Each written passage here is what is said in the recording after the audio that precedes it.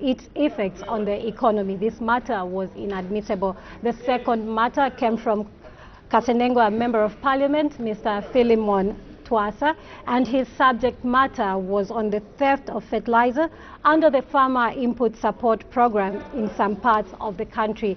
This matter was admissible and the Minister of Agriculture responded. The third matter came from Chitambo Member of Parliament, Mr. Mutale, on a subject matter on the inadequate distribution of fertilizer in Chitambo parliamentary constituency, and so this matter was also inadmissible.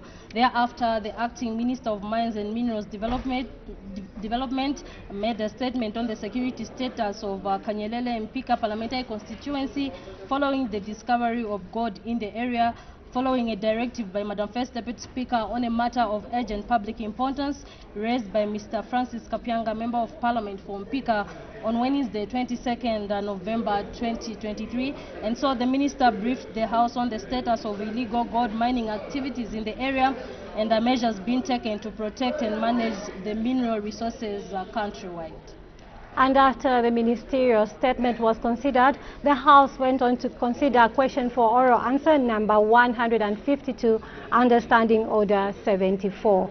The House then considered the Defense Amendment Bill, National Assembly Bill number 12 of 2023 at second reading stage. The bill was read the second time and committee stage will be taken on Tuesday, 5th December 2023. The House went on to consider the Trademarks Bill, National Assembly Bill number 11 of 2023, which was considered at committee stage, and so the bill was reported with amendments as amended to be considered today. Thereafter, the Competition and Consumer Protection Amendment Bill, National Assembly Bill number 10 of 2023, as amended, was considered at report stage and a third reading to be considered today. The House also considered the Zambia Institute of Marketing Amendment Bill, National Assembly Bill number 15 of 2023, which was read the third time, and this bill was passed. And thereafter, the House did resolve into Committee of Supply. This was for the consideration of estimates of revenue and expenditure, including capital and constitutional statutory expenditure. And Head 44, Ministry of Labor and Social Security, was considered with a total budgetary allocation of 99,714,324 kwacha agreed to stand part of the estimates of the budget. Thereafter, the House considered Head 52, which is the Ministry of Water Development and Sanitation, and 2,133,244,858 kwacha was agreed to stand part of the estimates. Head 51, Ministry of Transport and Logistics, was also considered, and a total of 504,757,058 kwacha was under consideration at the time committee work was interrupted, and Mr. Aaron Mwanza, Dr. Aaron Mwanza, who is Kaumbwe Member of Parliament, was on the floor contributing to this, and so we do expect him to continue with his debate to this head. Madam First Deputy Speaker adjourned the House at 18:43 hours. That was the business that the House considered yesterday. We now shift our attention to business that we expect the House to consider this afternoon. Today, Wednesday, 29th November 2023, we expect the House to consider one question for oral answer under Standing Order 76, a private member's motion that will be moved by Chiengi, Member of Parliament. We also expect the Minister of Finance and National Planning to move a motion titled Ways and Means, and after that we expect three presentation of government bills which are coming at different stages. After that we expect the House to resolve into Committee of Supply to consider estimates of revenue and expenditure. Just now we go into details and we look at business that is expected to be considered on the floor of the House. And so we do expect the House to consider a question for oral answer under Standing Order 76. This is question 153, which is expected to come from Mr. Christopher Chibuye, who is Mukushi North Member of Parliament, and is expected to ask the Minister of Agriculture in A, whether the government is aware that some farmers under the e-voucher system in Mukushi North Parliamentary Constituency have not accessed farming inputs due to the delay by government to upload their part contribution into the system. In B, if so, what the cause of the delay in uploading the part contribution is. And in part C of the question, the Member of Parliament for Mukushi North wants to find out what measures are being taken to ensure that the matter is urgently resolved, considering that the farming season has started, and indeed what the correct input package under the e-voucher system is. And so this is just the business that is expected to be considered on the floor of the House today, Wednesday, 29th November 2023. And so on your screen is Madam Speaker's procession making its way to the chamber. Madam Speaker.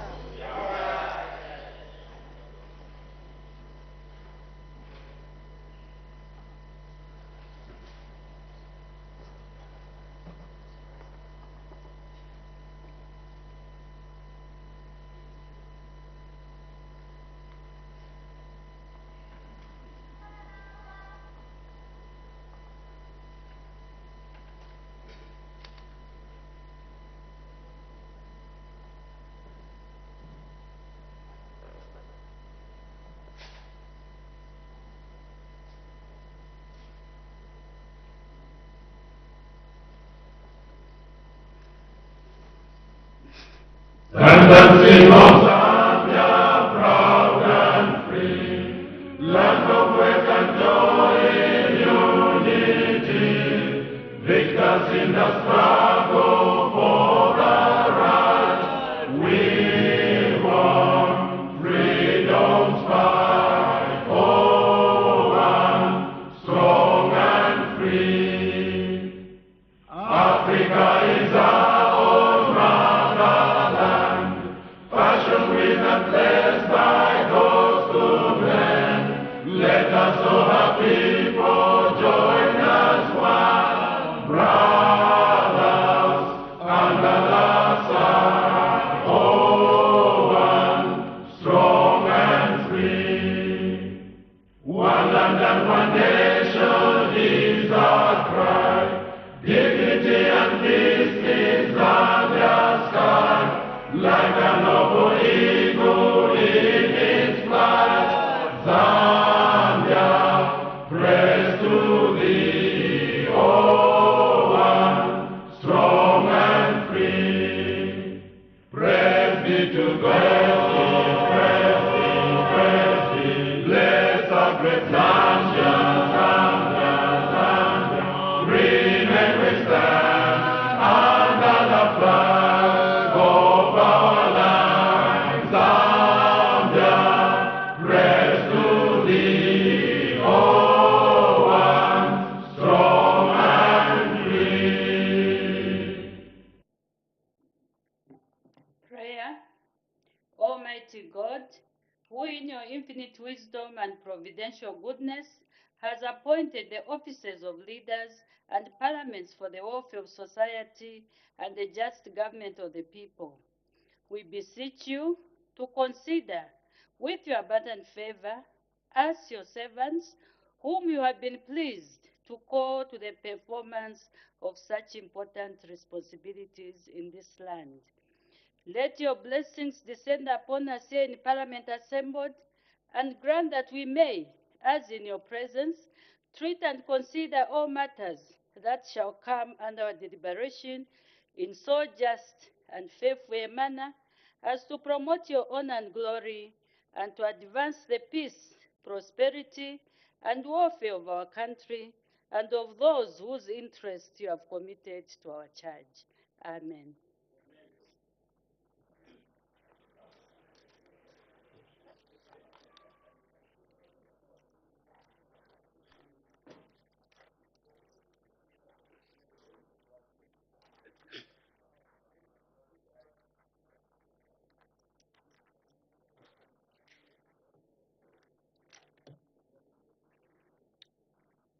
Order, honorable members, I have an announcement to make. Honorable members, I wish to recognize the presence in the public gallery of members of the special education teachers from different branches in Lusaka district. On behalf of the National Assembly, I warmly welcome our visitors in our midst. I thank you, and you may take your seats.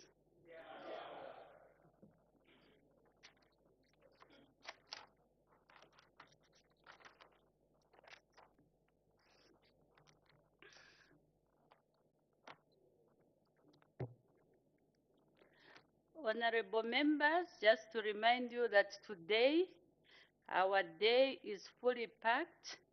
We are going to let's try to be economical with time.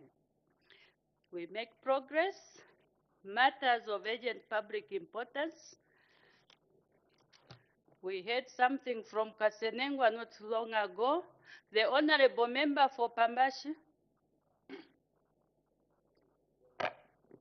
Thank you, Madam Speaker. Madam Speaker, the matter is directed at the Minister of Agriculture. You may go ahead. Thank you, Madam Speaker. Madam Speaker, last week, just on Sunday, that's when I returned from Luapra province. And I visited a number of districts, and Kawambwa was one of the districts. I stayed there for a long time. And we were privileged to be visited by the PS in charge of special duties by the name of Muchereka. Madam Speaker, the distribution of fertilizer in Luapra province, where it has been raining since September, has been chaotic, and to describe it, pathetic. Madam Speaker, even the Minister for Labor did visit the province, and my constituency in particular. The concern of the people is, why is the minister deliberately trying to disadvantage the region that is blessed with abundant rain by unfairly failing to distribute the right input and right quantities to the farmers, that some of them stay in the boma for more than 5 days in order for them to be cleared and to collect. And when they collect, you find that there are 130 members in one club, and maybe they will just collect 70 packs, and they begin sharing among themselves. I seek your serious indulgence whether the minister would sit here quietly without giving a precise government policy in terms of the distribution of the farmer input support program to avoid the situation in which the country is this year in terms of food security. I seek your indulgence, Madam Speaker. Thank you, Honorable Member for Pambashi. In fact, there was another member yesterday who raised the same matter, but we advised the member to wait for the question that is appearing on the order paper. Then I promised to say that depending on the feedback, if there will be other outstanding issues that won't be responded by the Honorable Member, the Honorable Minister of Agriculture, then I'm going to order him to come back to the House to give us the relevant information through a ministerial statement. So we'll wait, depending on the outcome of the question that is appearing on the order paper. The Honorable Member for Nyimba. Thank you, Madam Speaker. Madam Speaker, my matter of urgent public importance goes to the Minister of Infrastructure and Minister of Finance. Thank you. You may proceed. Thank you. Madam Speaker, in the next 48 hours, the Zambian people will be subjected to pay 2,000 kwacha in a 2,500 kwacha on a road which is 40 kilometers. A road from Lusaka to Chingora, people pay 1,500, a distance of 500 kilometers, which is understandable.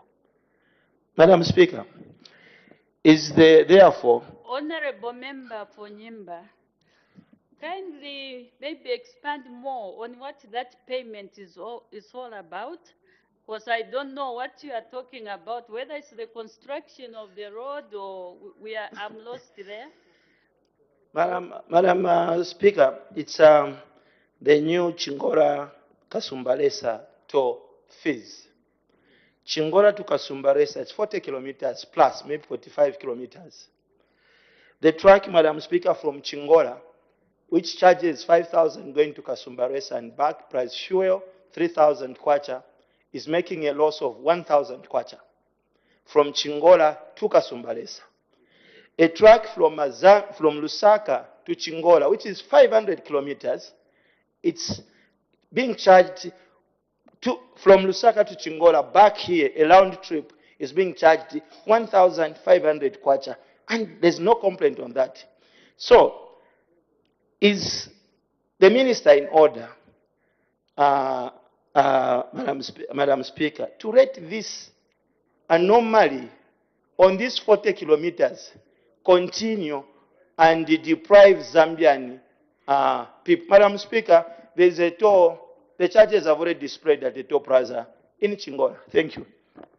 Thank you so much. Much as that matter is important, but it's not a matter of life or death. Therefore, the honorable member will use another platform to bring that matter back to the House.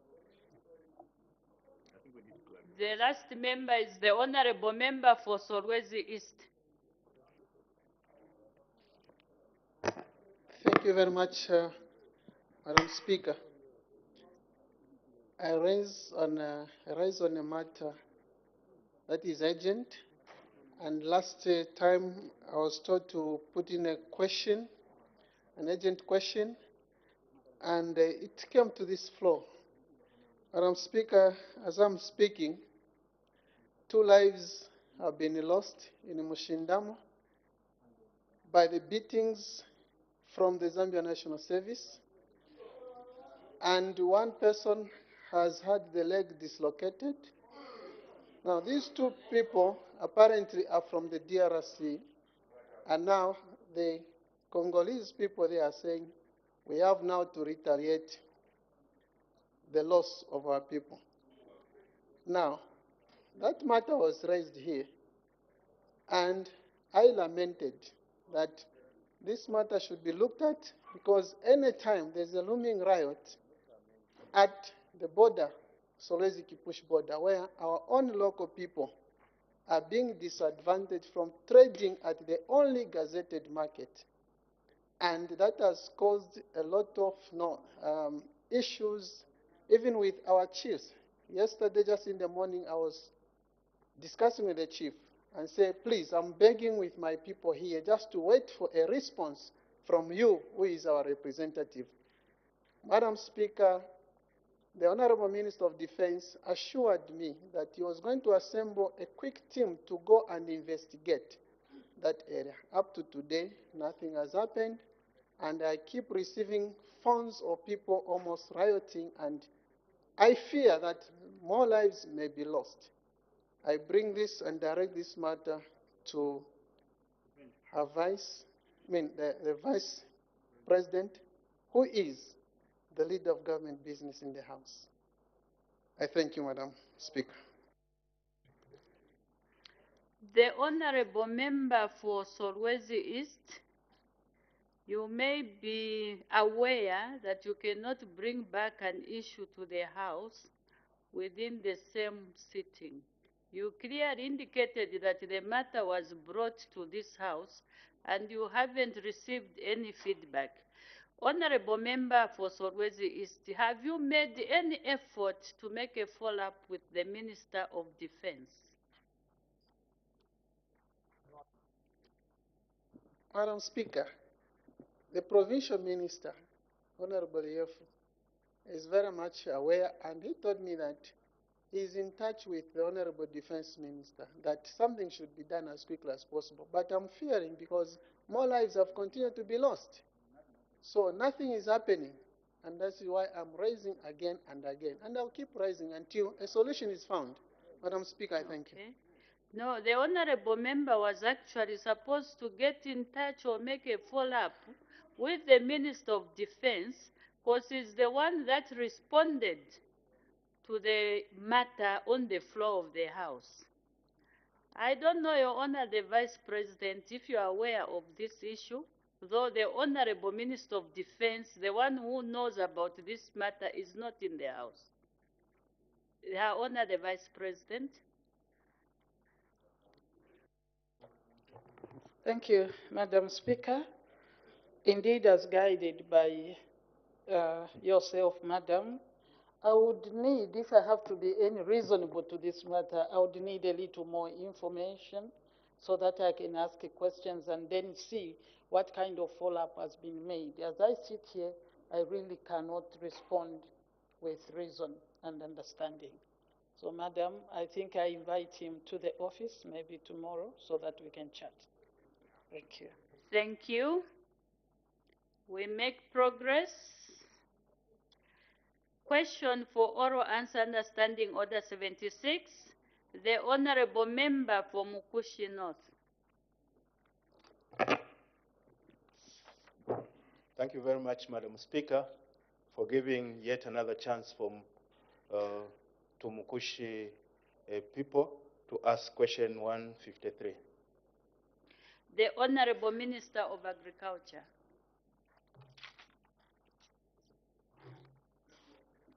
Thank you, Madam Speaker. May I take this opportunity to thank the Honorable Member, Honorable Christopher Chibuye, MP from Mukushi North, for asking government whether it is aware that farmers under the e-voucher system in Mukushi North constituency have not accessed farming inputs due to the delay by government to upload their part contributions in the system, and B, if so, what the cause of the delay in uploading the part contribution is, and C, whether measures are being taken to ensure that the matter is urgently resolved, that the farming season has started or commenced, and D, what the correct input package under the e-voucher system is, as there is conflicting information on the package in Mwembeshi parliamentary constituency. Madam Speaker, from the onset, let me indicate very, very clearly that as we stand here today as a country, fertilizers, both D and urea, top dressing and basal dressing have been moved 100% to the different provinces. This is November, Madam Speaker, and I'm happy to indicate that fertilizers, both D and urea, have moved to all provinces 100%. There is no province, Madam Speaker, as we stand now, which has not received its total allocation. We must sometimes look back and say, this is good for the country. We are only improving. We will never get back and get to the time when fertilizer was being delivered very late. It has never happened, Madam Speaker, and I wish all the honorable members here to know that in their constituencies, in their provinces, fertilizers have been moved 100%.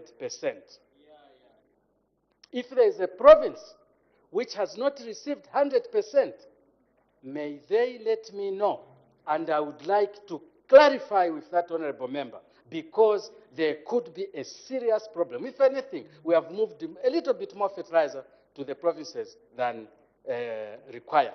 That should be the starting point. And as UPND, as a government, Madam Speaker, we stand with strength, with honor and pride that by November, the entire country has been serviced with fertilizers. Let me now get to the questions and answer specific questions.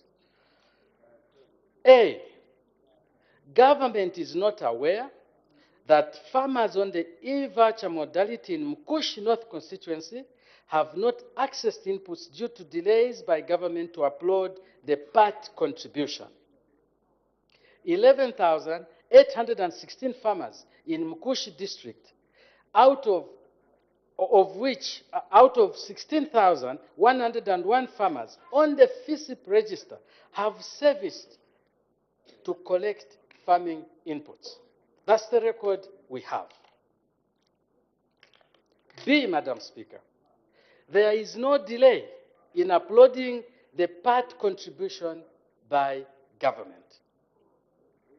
C, Madam Speaker, government is encouraging farmers to expedite, those who have not yet deposited, to expedite the deposit process so that they access inputs in the shortest possible time, especially that in areas like Mkushi, rains are coming and are coming favorably.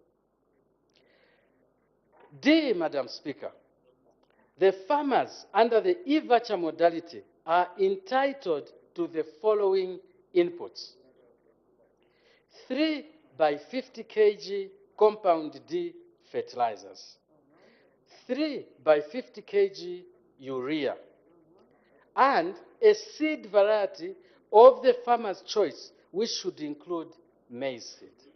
And what I am saying is, in the handbook, implementation handbook, which every DACO has, it is on soft copy, it is hard copy. So I am not saying things, Madam Speaker, which do not exist. On page, I think it's 41.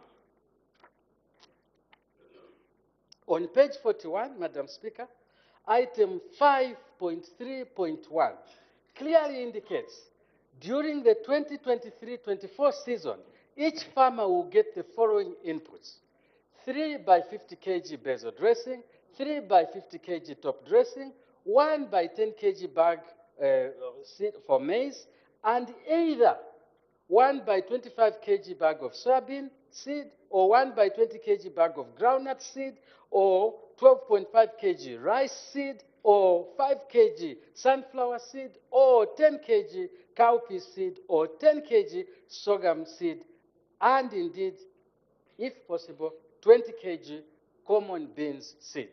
It's written. And the officers have this document.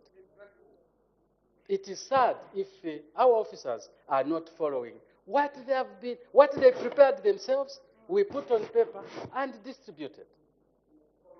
Madam Speaker, at this point, because I've answered the questions directly, I will pause and give more detail as the questions come. I thank you.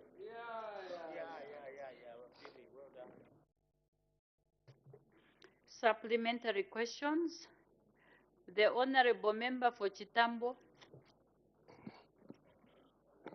Madam Speaker, it is very surprising that the Minister is showing us an implementation book today in the House, which to me I feel that that book was supposed to be given to us before this farming season. However, my question is, Minister, in Chitambo, some farmers who got their farming inputs earlier than now, some of them got 8 bags, 4D and 4 urea. But those who are getting now have this challenge where they've gotten 4 D, and now they are being told to get 2 urea. Why is there this disparity? And, Minister, to give you more information, for those who are doubting, you can call the DACO for Chitambo and find out that in the word called the Chitambo word, and the camps there, that's what is obtaining right now today. And people are listening because they called me this morning. Are you done, Honorable Member? Madam Speaker, I'm speaking to the minister. I was also talking to that minister of Western Province. I don't know. Kindly wind up your question, Honorable Member for Chitambo. Madam Speaker, I've asked my question. Thank you. The Honorable Minister of Agriculture. Thank you, Madam Speaker. If it might please the honorable member, I was actually asking a question in respect of your own benefit. So it was in relation to what you're asking. It was not out of rudeness at all. I wouldn't do that to you. Madam Speaker, I would like the honorable members to now listen very carefully to exactly what I wanted to say yesterday. Last year, we received money from ADB, Africa Development Bank. And that money was supposed to be used on a matching grant basis. You will recall there was a program where you put a 5,000 kwacha, and the government or ADB would put a 5,000 kwacha, you have 10,000 kwacha, and you get what inputs you want. This, Madam Speaker, I said it here in the House, was dedicated to Lusaka and Central Province. It was a 100% e-voucher meant for Lusaka and Central Province. This matching grant facility was curtailed, was stopped. But by the time it was stopped, Madam Speaker, a few Zambian farmers had contributed their matching grant and were entitled to get 8 bags of fertilizer and seed of their choice under the e-voucher system. Yeah. We curtailed it. We stopped it for the benefit of Zambia. We used that money. We got a total of 14.9 million units of the Africa Development Bank currency, which is close to about 15 million US dollars. We have used that money, Madam Speaker, to support an institution under the Ministry of Finance called the Credit Guarantee Scheme. By so doing, we are multiplying the fund, whereas we would have just been used to 15 million and sink it by giving it to the farmers. It was a grant to the farmers. We have used it by giving it to the Credit Guarantee Scheme. They are guaranteeing banks, and the banks have come with much, much more money than 15 million so that we can give the farmers in Zambia. So there are a few farmers, and I will not refuse, Honorable Chitambo, I will not refuse that there are a few farmers who have been getting 8 bags. It's because they had paid last year, but we did not give them their inputs. But as for now, that program is no more. We have a direct FISP program which gives 6 bags. The only other program you can benefit from to get 8 bags is the credit window. You will get what you want. 8 bags per pack, up to 5 bags, you can get 40 bags of fertilizer. So the previous one was curtailed. So what you would consider as confusion could have arisen maybe because of that program. Madam Speaker, I thank you. The Honorable Member for Mukushi North. Thank you very much once more, Madam Speaker. It's quite interesting to hear the Minister saying that delivery of inputs has been done 100% to provinces. When people in Mukushi are camping for weeks, waiting for this fertilizer. In Masansa, they are camping for weeks, waiting for this fertilizer. Well, it's interesting because he has mentioned that fertilizer has been delivered to the province. Where is the fertilizer for Mukushi North constituency sitting in Central Province, Honorable Minister? Because people have been camping throughout. There is no fertilizer, despite having redeemed. And there are also issues of redeeming from these agro dealers who don't have anything in stock, but they are redeeming these vouchers from farmers. But when you go in the stock, there's completely nothing. So, Honorable Minister, help the people of Mukushi where they can find the fertilizer. Who is keeping the fertilizer for Mukushi people? Thank you, Madam Speaker. Are those two questions in one? It is one question. Honorable Minister will know how to handle this question. Yes. The Honorable Minister of Agriculture. Madam Speaker, I thank you, and I would like to assure the Minister that I will answer to the best of my ability. The Honorable Member. I will answer to the best of my ability, and I will not be feared by emotion. I want to be as clear as possible because this is a very serious matter. Madam Speaker, when we come here with ministerial statements, I plead through you that we should listen very carefully to what the ministers will be providing. Madam Speaker, Lusaka Province and the Central Province are on 100% e-voucher. Look at all the statements that I've brought. I have isolated these two provinces. They have never been part of the discussion we are having. Lusaka and Central are on 100% e-voucher, meaning we do not have a national supplier of fertilizer. The national supplier is supplied to only 8 provinces of the 10, excluding Lusaka and Central. Why? Because we are driving towards the 100% e-voucher. We want the agents to supply fertilizers. And we did advertise. It was in the papers.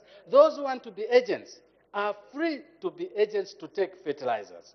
So that people in Lusaka and Central are not caged only to deal with maize. They will be free to deal with any agricultural activity. If you recall, I said they can keep goats. If you recall, I said they can keep fish ponds. If you recall, I said they can grow any other crop up to their desire. So we have agro dealers who are positioned in these areas. What I would expect, Madam Speaker, if the honorable member has a problem, the way Honorable Muliata has been approaching me, let me know that your agents, your agro dealers, are not as active to your expectation. If they are performing below expectation, we will introduce more agro dealers there so that the farmers are not inconvenienced. It's a program which is meant to be good. It's a program which is meant to enhance agriculture.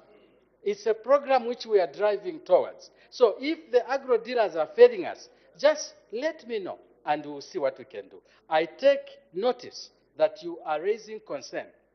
Let us have tea together at break. Or after I'm through, let us go outside so that we chat and I can inform my officers to say, in Mukushi, we are having a problem of agro dealers. They are not meeting people's expectation. It is not only in Mukushi that has happened. Rufunsa and Madam Muliata has been on me in the night, in the day, etc., telling me that, look, there's a problem there, help the DC, he's getting problems. It is not a secret. When there's a teething problem, we'll solve it. I thank you, Madam Speaker. The Honorable Member for Kwacha. Thank you so much, Madam Speaker. I appreciate for allowing me to ask a follow-up question to the Honorable Minister for Agriculture. Honorable Minister, it appears this e-voucher system, it is dotted with so many challenges. And many farmers are finding it difficult to actually cope up with or understand these operations very well. If you have something that is not working very well, Honorable Minister, why can't your ministry come up with other plans to come up with a new weather-friendly system which may not be problematic to many farmers? And you may realize a lot of farmers, they are people in rural areas who are vulnerable and may not understand fully well how this system is able to to operate. So why can't you come up with a plan so that you can introduce a new weather-friendly system which would be able to be utilized and be used by farmers across the country? I thank you, Madam Speaker. The Honorable Minister of Agriculture.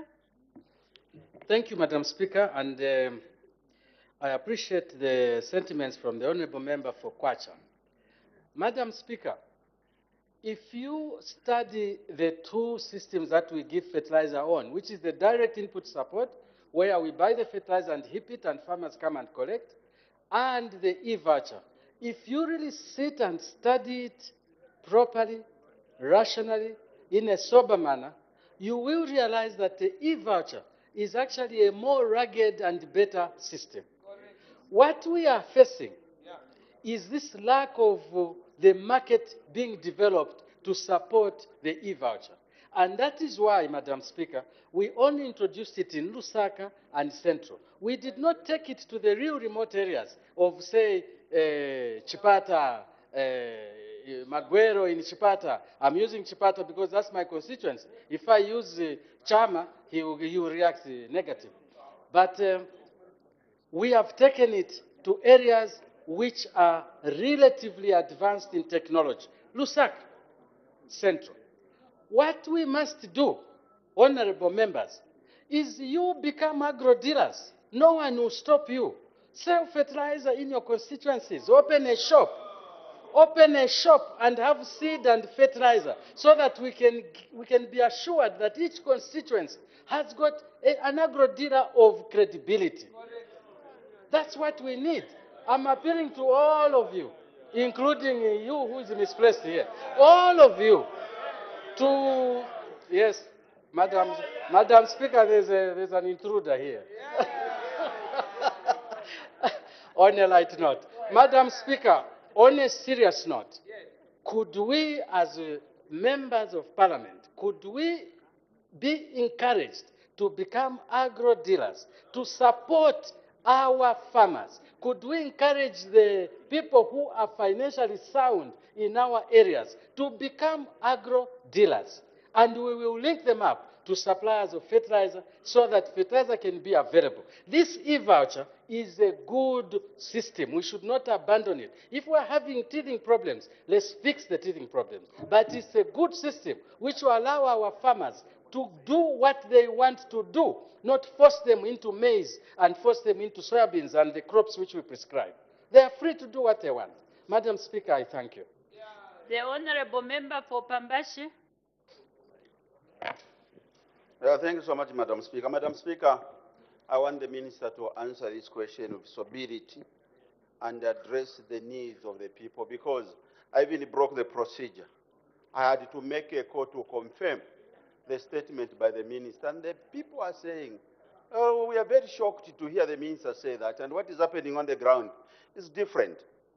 Maybe the Minister can engage your PS Special Duties, Mcherek, who visited the areas and saw the needs and what is happening on the ground. The Minister, what is the government position where you have 115 members in one cooperative, and then you give them 86 packs, and then you find members of that cooperative sharing fertilizer? Sharing fertilizer. What is government position? How are we going to deal with the perceived continuation of the food insecurity in Zambia next year? By that, I don't know, Minister, whether it is you or your staff on the ground, or there's some missing linkage between your ministry and what is happening on the ground, because the statement we are giving and what is obtaining on the ground are two different things, Minister. Extremely different. We are saying 100%. Farmers, Madam Speaker, are spending more than 1 week. They are waiting for fertilizer, and some of them in Pambasha constituents will have moved 150 kilometers. 150 kilometers. And they've been packed in the bomber for more than 5-7 days. And then you say, oh, the fertilizers distributed and they are correct. You know, it's the missing gap, Minister. I thank you, Madam Speaker. The Honorable Minister of Agriculture.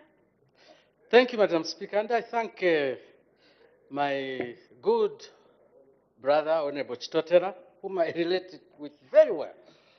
But, Madam Speaker, I want to repeat the fertilizer distribution this year, Madam Speaker, has neither been chaotic nor, let me use the term that Honorable Chitotera used, nor pathetic.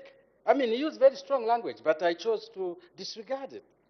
It has neither been chaotic nor pathetic because, in all honesty, 100% fertilizer has been moved to all provinces. Now, if you have got an area, in Pambashe where fertilizer has not been taken, the fertilizer, I can assure you, is within the province. Let us sit, Honorable Chitotera. Let us sit. You and I talk every day. Let us sit and resolve that issue. Other than misleading the nation, that, even if you are my friend, Madam Speaker, I will not allow, because that is wrong. Let's not mislead the nation. The fertilizer distribution has neither been pathetic nor chaotic.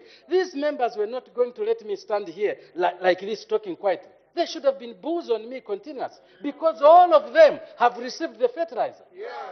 All of them have received the fertilizer. That's a fact. So, who should stand here and say that it has been chaotic and pathetic? It's not right. Madam Speaker, in the same vein, there are members of the opposition who are going out and telling people, don't get this credit window facility. It's a ploy to get your land. How can a leader, what is sort, say that? It's a pity that Honorable President, what's his name, Msampa, is aware. I should have told him that, tell your members to say the right things. It's not right. We are discouraging people, Madam Speaker. We are discouraging people from getting fertilizer through the credit window that the government wants to get your land. It's the same language where you are going to stand and say this chaotic, pathetic distribution of fertilizer. No, Madam Speaker. That's my brother. We should use proper language here and tell the nation the truth. Madam Speaker, he asked a question which I really want to concentrate on.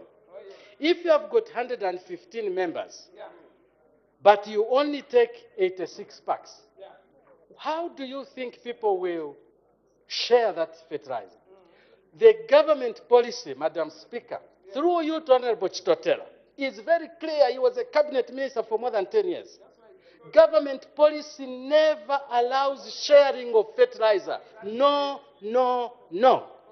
And it is for that reason, Madam Speaker, that we have opened the credit window. Those who are unable to get the fertilizer through FISIP, through the 6 bags of fertilizer, go to the DACO, give your application, and you will get up to 50 bags of fertilizer for the land that you have. Madam Speaker, we have opened the credit window to take care of those farmers. I thank you.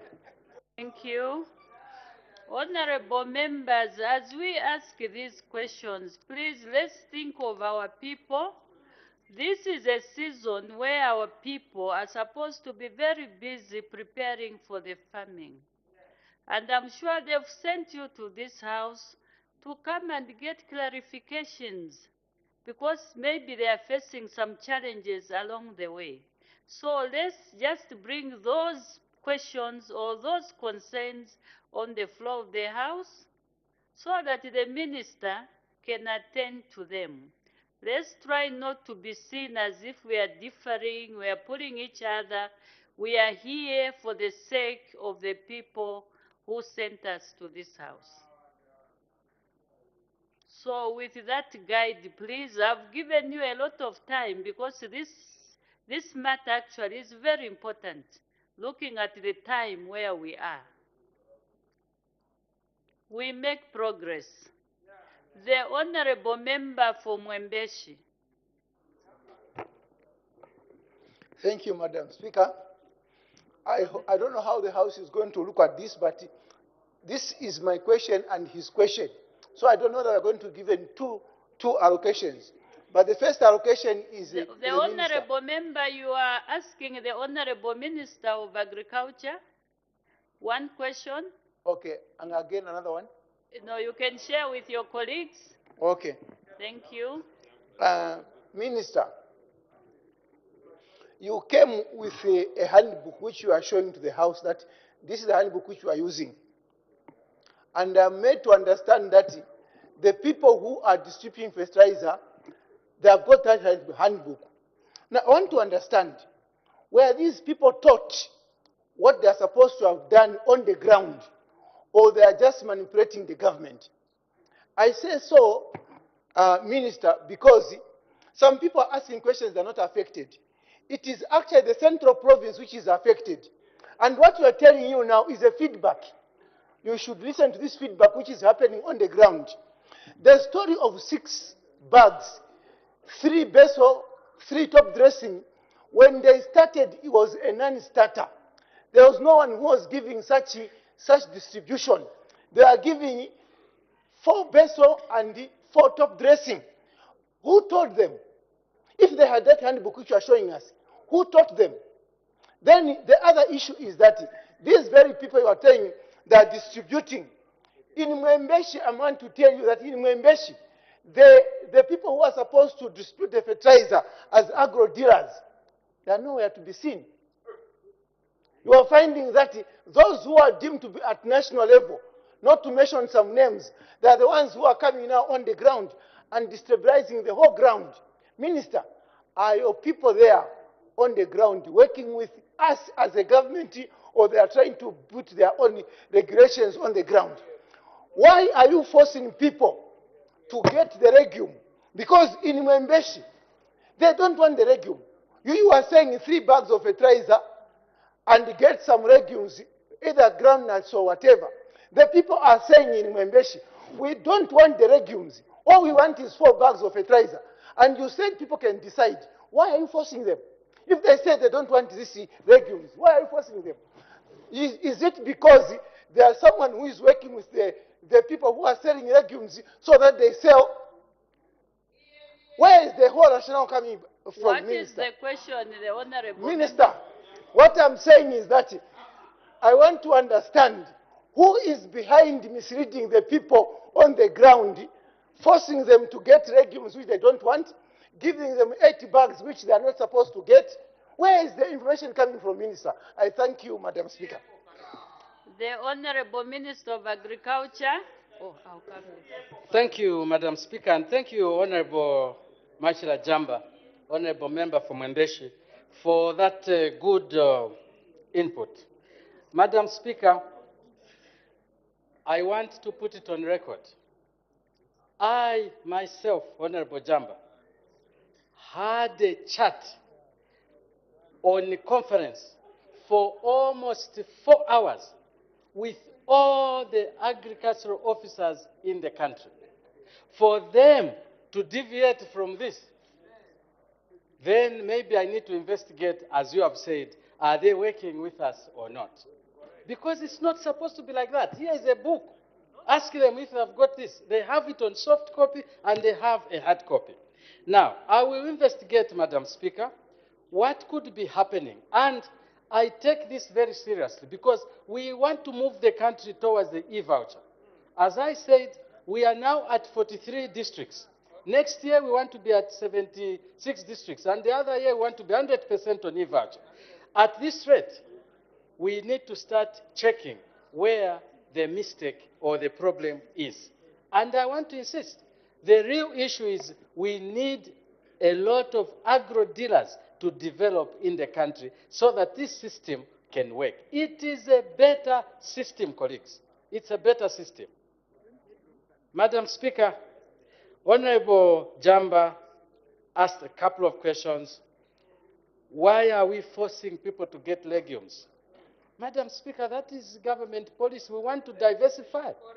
We are giving people maize, and then they have a choice from 7 other seeds to get, which I've repeatedly said, and we want to encourage that. You see, it is our responsibility as national leaders to guide people so that we can have proper nutrition in this country. Giving people beans is not a bad idea. Giving people sunflower is not a bad idea. Giving people cowpeas is not a bad idea. Giving people these other, the variety, it's not a bad idea. So it's not forcing them. It's to do the right thing. If we do not do that, who will? Who will? So, Madam Speaker, I've taken note, and I wish to indicate that it's not a question of forcing, but it is educating so that Zambians can feed well. Otherwise, we'll be stunted, we will be short. Because we're just eating in shima, shima, shima. We're just eating in maize, maize, maize. No, add a bit of beans. Madam Speaker, I thank you. There is an indication for a point of order. The Honorable Member for Pambashe, what is your point of order? Madam Speaker, I'm raising a point of order on the Minister in accordance to our standing order number 65 1A and 65 2 on the 1B and 65 2A. That says the information we give, Madam Speaker, must be verifiable and we must not impute wrong motives on the members. Madam Speaker, I am a representative of the people of Pambashe constituency. And the question I raised on the minister, this is a verifiable information because it took His Excellency the President to send his permanent secretary in charge of special duties, and this can be verified if the minister doesn't have that information.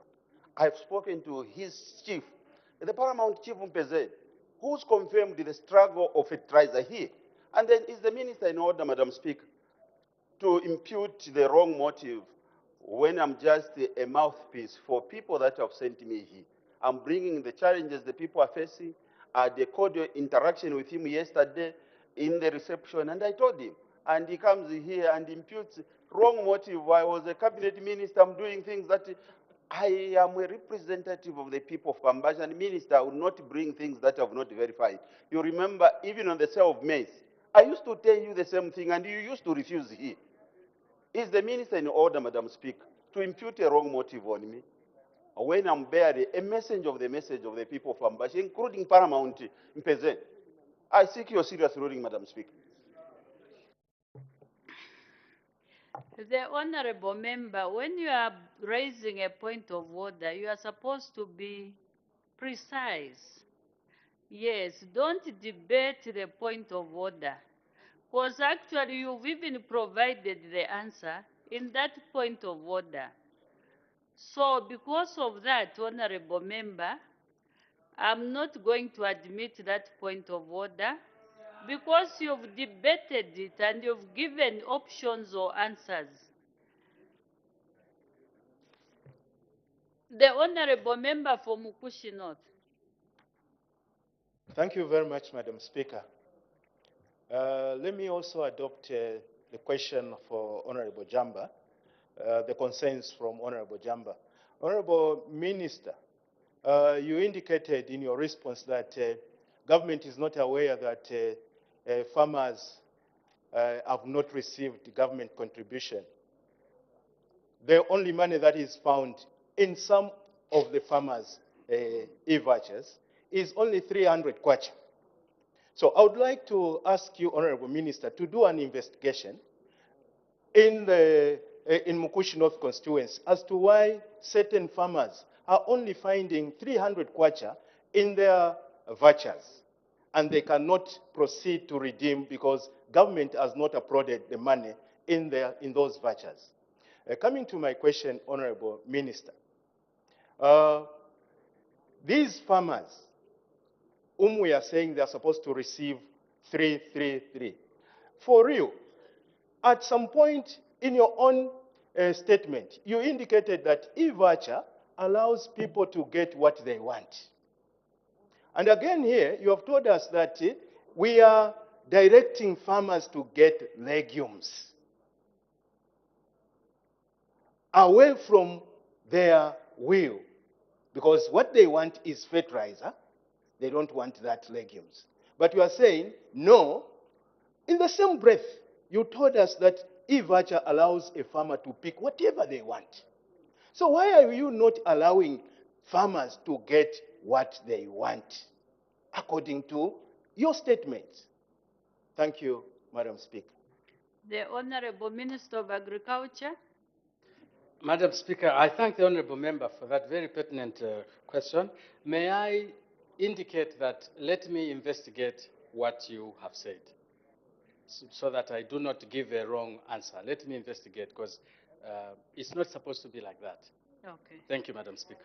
Honorable members, from what I'm getting from the minister, most of the questions, he has attended to them, but there are certain questions that he has promised to go and investigate. I think it would be appropriate for the Honorable Minister to come back to this House to render a ministerial statement on the matter, because it seems there are a lot of problems that are not only affecting Mukushi North, the problems are scattered all over the country. So it would help to clear the many questions that were not concluded surrounding the e-voucher and also the distribution of the farming inputs in general. Kindly investigate, Honorable Minister, what is pertaining on the ground, so that as you come back, you are going to respond accordingly. So you can come back, Honorable Minister, on Tuesday next week, so that tomorrow is Friday, on Tuesday next week, Honorable Minister, so that you give us detailed information, and then the honorable members, I'm sure they are going to be satisfied with the answers, and they'll have something to tell their people. Those that are not listening, at least we should have that full information. I thank you. So because of that ministerial statement that is coming on Tuesday, honorable members, let's make progress.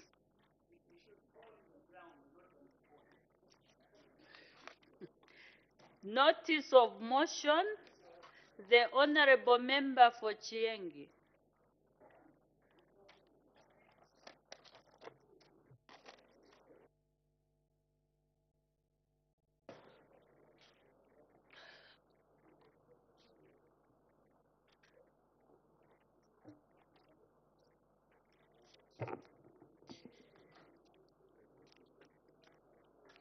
Thank you, Madam Speaker.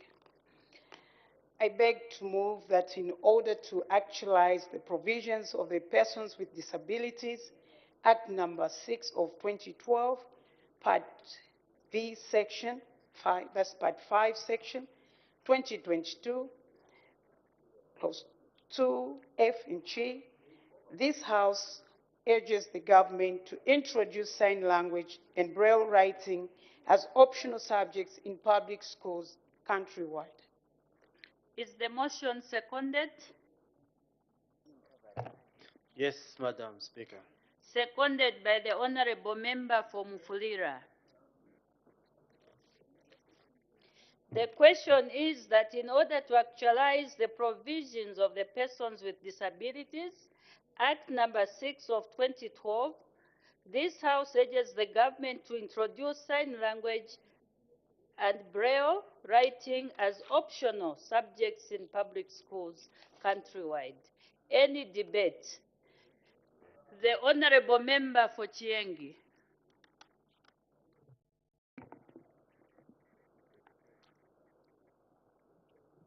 Madam Speaker,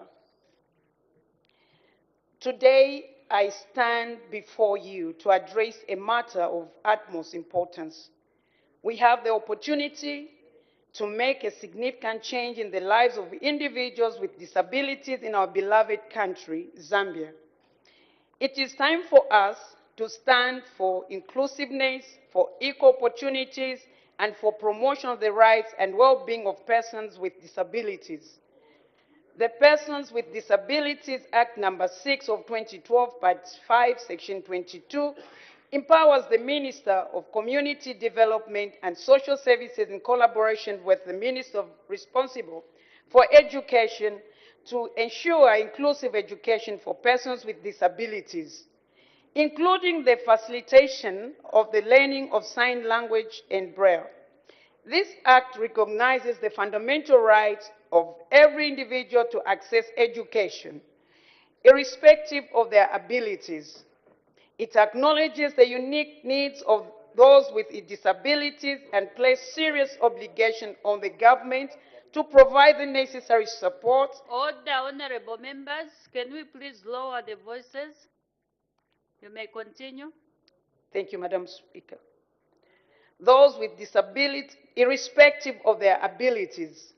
It acknowledges the unique needs of those with disabilities and places serious obligation on the government to provide the necessary support, reasonable accommodation, and resources to ensure their educational success and actualization of this important legislation enacted by this August House. Madam Speaker, there has been a significant step taken towards progressive realization, the provision of the Persons with Disabilities Act number 6 of 2012, Part 5, Section 22, on the important right to access inclusive education system for learners with disabilities in the country. The Directorate of Curriculum Development has developed a syllabi for sign language and Braille for use in public schools. However, Madam Speaker, implementation has been hindered by the lack of proper policy direction, specialized teachers, and resources. A Teachers Resource Center for Hearing Impaired was established at St. Joseph's School on the Copper Belt for the deaf in Lufwanyama. However, staff establishment for the institution did not have positions for officers working in the center, and this led the plan not to materialize. We must not allow these obstacles to prevent learners with disabilities from achieving their full potential as citizens. Dignity and opportunity to participate in country's development agenda through effective communication, language barrier-free society, and to thrive as education is said to be an equalizer. Madam Speaker, currently sign language is offered in only 54 schools or special education units, partially at the University of Zambia, Zambia Institute of Special Education, and Kwame Nkrumah University for students studying special education courses. This is a commendable start, but it is not enough, Madam Speaker. Other African countries such as Kenya, South Africa, and Zimbabwe have recognized sign language as an official language and teach it as an optional subject in schools, just like French and other option subjects. It is time for us to join them in embracing inclusivity and providing equal opportunities for all in practical and not theoretical.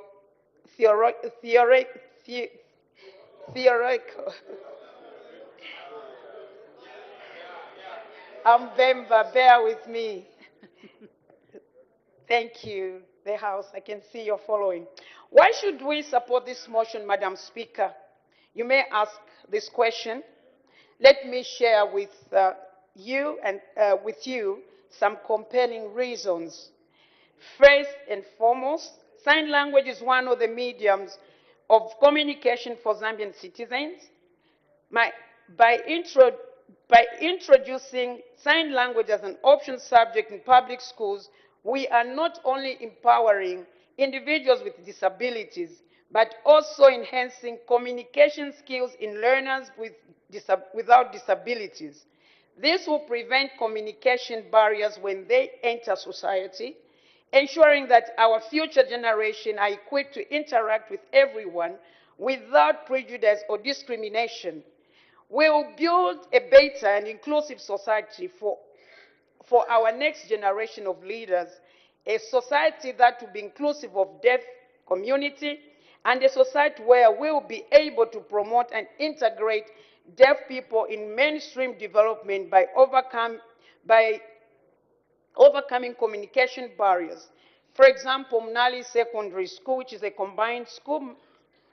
Madam Speaker, allow me to quote the wise words of His Excellency, the President of the Republic of Zambia, Mr. Hakainde Hichilema, who stated that there has to be a crisis in order to create an opportunity. For example, the free education created crisis, which gave an opportunity of more desks, more blocks of classrooms, and more teachers were employed.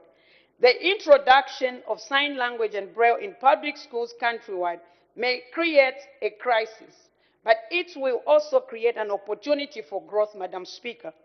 Effective implementation of inclusive education requires specialized teachers who communicate through sign language in Braille. By advocating for the introduction of sign language and Braille as an option subject, will create a demand for these specialized educators, future medical officers ready equipped for sign language knowledge that will enhance the right privacy and confidentiality of deaf patients who seek medical services, future police officers ready to communicate with deaf and blind persons who comes into conflict with law, future pastors who bring salvation to all inclusive of deaf people, and increased numbers of sign language interpreters. This will not only provide employment opportunities, but also promote inclusiveness in the workforce. Moreover, introducing sign language and Braille as option subjects will mitigate communication barriers, address stigma, and promote inclusiveness in our society. We have the power to break down the walls of communication, to foster understanding, and to create a more inclusive and harmonious society for all. By providing and access to sign language, Braille, and education for the next generation deaf children and visually impaired individuals, we are ensuring that they have equal opportunities for success. Education is a fundamental right, and it is crucial that we create an environment where all learners can thrive. This will not only support individuals in their educational journey, but also in their interaction with their various institutions and services throughout their lives. Introducing sign language as an optional subject is essential to recognize and promote linguistic identity of the deaf community by acknowledging sign language. Madam Speaker, we are celebrating diversity, preserving culture, heritage, and embracing the unique gifts and talents of every individual. Let us not forget that Zambia is a signatory to the UN Convention on the Rights of Persons with Disabilities. Article 24 of the Convention recognizes the importance of learning sign language and promoting linguistic identity of deaf community by implementing sign language and Braille education. We are fulfilling a commitment to International Convention on the Rights of Persons with Disabilities that place obligation on state parts and demonstrating our dedication to human rights. However, I must stress that this endeavor will require enactment of statutory instruments on access to education, invest more financial and resource, clear policy direction capacity, building curriculum reforms that will introduce deaf education studies and Braille studies away from mere theoretical special education if we are to fulfill our constitutional, legal, and international human rights convention obligation and create a better for all. Madam Speaker, we have an opportunity before us, an opportunity to create a more just, inclusive, equal, and compassionate society. Let us seize this moment and stand in to support this motion by introducing sign language and Braille as optional subjects in public schools.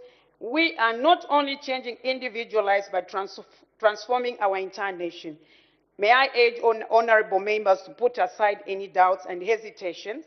Let us embrace this motion with open hearts and open minds. Together we can make a difference. Together we can pave the way for a more inclusive future. Let us be the beacon of hope for those who have been marginalized for far too long and ensure the principle of leaving no one behind become a reality. Madam Speaker, with these few remarks, I beg to move. Thank you. Does the seconder wish to speak now or later? Now, Madam Speaker. The Honorable Member for Mufulira. Madam Speaker, I want to appreciate this opportunity given to me to second this motion. And firstly, let me thank the mover of the motion for ably moving this motion before this House. Madam Speaker, this motion is non-controversial, it's non-partisan, and deserves the support of the entire House. Madam Speaker, the motion seeks to urge the government to introduce sign language and Braille as optional subjects in public schools. Madam Speaker, we have a lot of language barrier when it comes to communication between the disabled in terms of deafness and blindness and those that are able-bodied. Madam Speaker, what this motion seeks to introduce into this country is to make sign language and the reading of Braille readily available to the majority of the population in this country. Many times, sign language and Braille, Madam Speaker, comes with some stigma because people don't understand this language. People cannot read the Braille. And every time they encounter situations where they have to use the sign language or situations when they have to interact with Braille material, it is usually stigmatized. But that stigmatization is out of ignorance because people don't understand that language. And so this motion wants to introduce sign language and the reading of Braille in public schools so that as many people in this country as possible are exposed to this language. It will make communication easier. Madam Speaker, statistics indicate, though not certain, that 2% of the population of Zambia contains people with deafness and blindness. And so this is the more important reason that the majority or the remainder of the population are exposed to this language and in a formal way. And the only formal way that they can get exposed to this is to learn it in class as a subject, as it happens to other subjects as well. Madam Speaker, when we talk about inclusiveness of the people with deafness and blindness, it is not just a matter of inclusiveness, it's also a matter of justice and human rights. As the mover of the motion has mentioned, Zambia is a signatory to the 2006 Convention on the Rights of the Persons with Disabilities. We even have an act promoting the rights of the people with disabilities. But in this country up to now, despite Zambia being a signatory to this international convention and even local legislation, it is very difficult for the people with deafness and blindness to achieve their aspirations in this country. Because some of the career paths that they may want to choose, they find that the medium of learning is not available. Someone would go to the University of Zambia, for example. They want to learn law, but they may be turned away. Why? Because there is no instructor who understands this language. As a result, they are forced to change their career paths.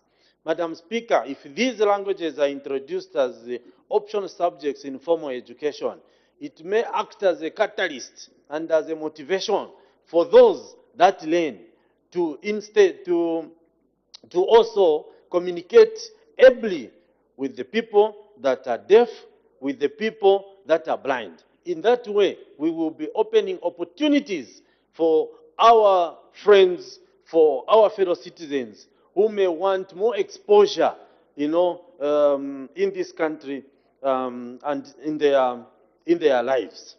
Madam Speaker, learning sign language and also the reading of Braille also will encourage knowledge sharing. Here is the situation, Madam Speaker, even in our homes where we live. When we don't have these disabilities, we actually help even the children in their homes do their homework because we are able to read and write the English or whatever medium of learning.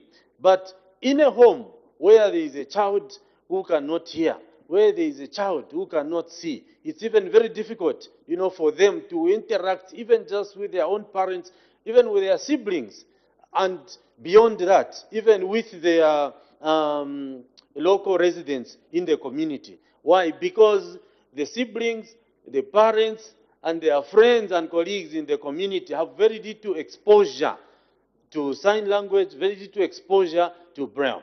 So if we made these as optional subjects, it will increase the number of people that know these languages, the number of people that can interact and improve on the knowledge sharing that is supposed to happen between those that can hear, those that can see, and those that are deaf and blind. Madam Speaker, we also have the need to expand the learning centers. We have a school here in Lusaka, for example. We have Munali Combined School. In order, Madam Speaker, to increase the population of Zambians that understand this language, we need to open up many more centers like Munali, not just here in Lusaka, but across the country. Probably we start with the provincial capitals across this country, so that even the children that are in remote areas don't necessarily have to come to Munali, don't necessarily have to be at St. Joseph's in Kalurushi, but they can access the learning of this language, you know, closer to where they live.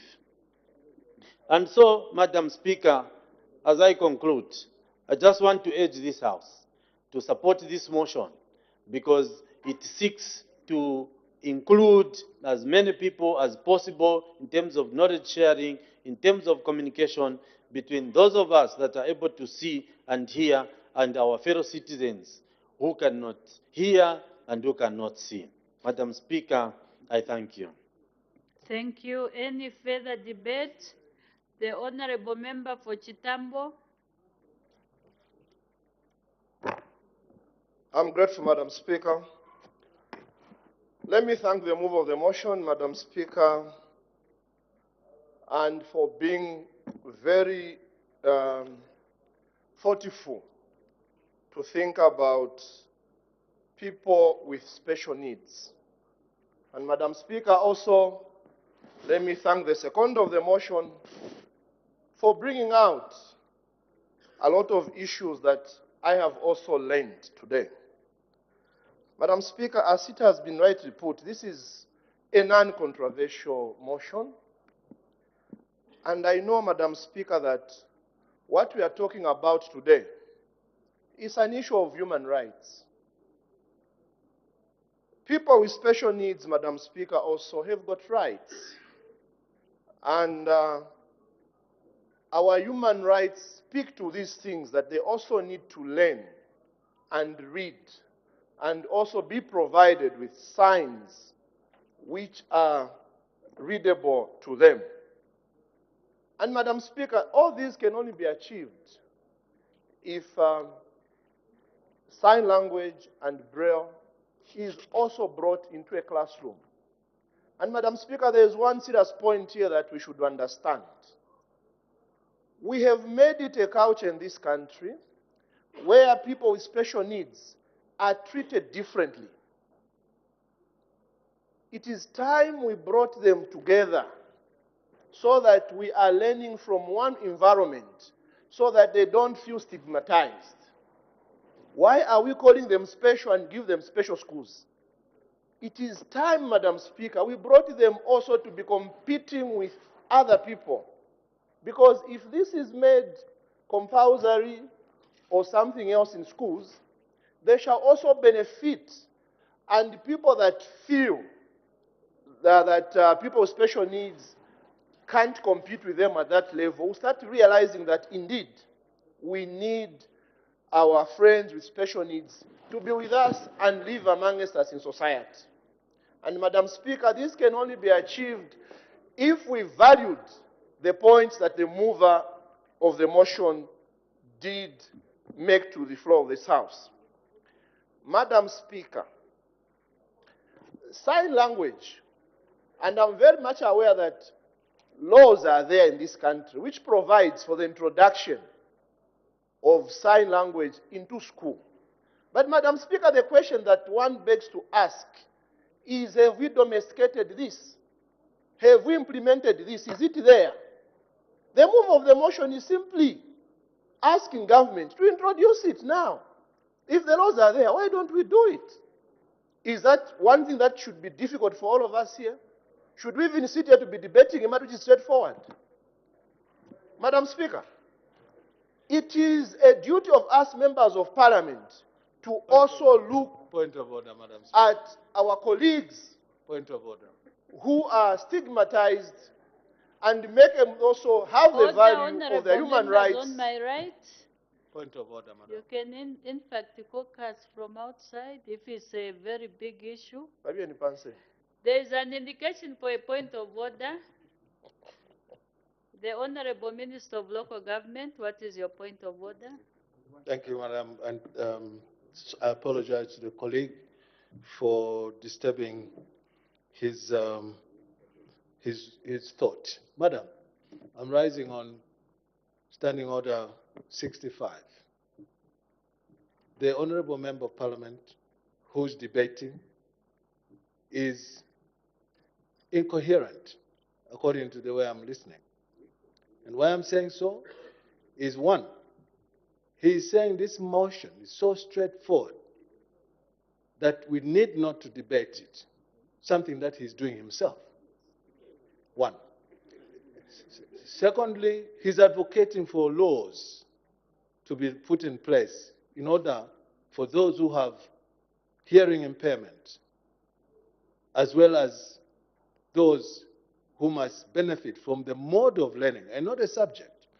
Because Braille is a mode of learning, it's not a subject. So is sign language. It's a mode of learning and not a subject.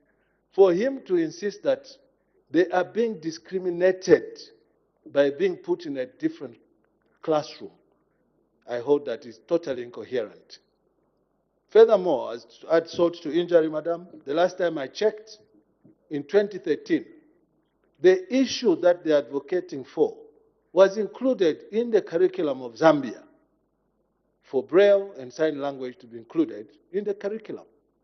Therefore, is he in order to be contradicting himself, that a matter that needs no debate, he's debating himself?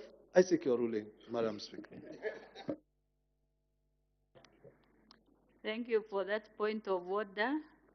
Honorable Member, I think the way a motion is supposed to be handled, it should not be generalized to say that all the members are in agreement. People or honorable members are supposed to debate whether they are for or against the motion. It's up to them. But to say that all members are in agreement, I think that is not correct. We are still debating.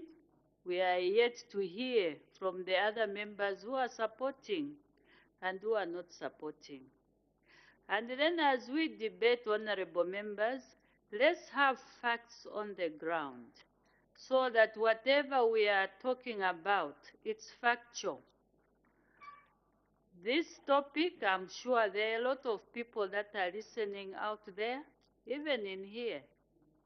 So let us please be factual with the issues that we are bringing in our debate. So with that guide, all the members that are debating or are going to debate, let's try as much as possible to be very factual. So with that guide, the honorable member for Chitambo will continue. Madam Speaker, I know my brother likes disturbing me when I'm debating. But Madam Speaker, even him, today, as I stand here, if you asked him if he knows how to communicate with our colleagues with these special needs, the answer that he will give you is a no. All the mover is asking for is all of us here, Madam Speaker, must know how to communicate with our colleagues with special needs. If this is put in school and everyone is learning it, it will help us, Madam Speaker, to be communicating with colleagues with special needs. Just 2 days ago, Madam Speaker, Zafford called your members to a meeting, a workshop, to teach us on how much stigmatized they are feeling. Because they might know how to read Braille, but do I know how to interpret it myself if I'm given Braille? The answer is no. It is very important, Madam Speaker, that we bring this to all the schools so that people are able to communicate with our colleagues with special needs. And Madam Speaker, that's not being incoherent. That's just putting facts as they are. 90% of your members here, Madam Speaker, don't even know how to communicate with sign language here. We don't know, including myself. I would be very happy to learn.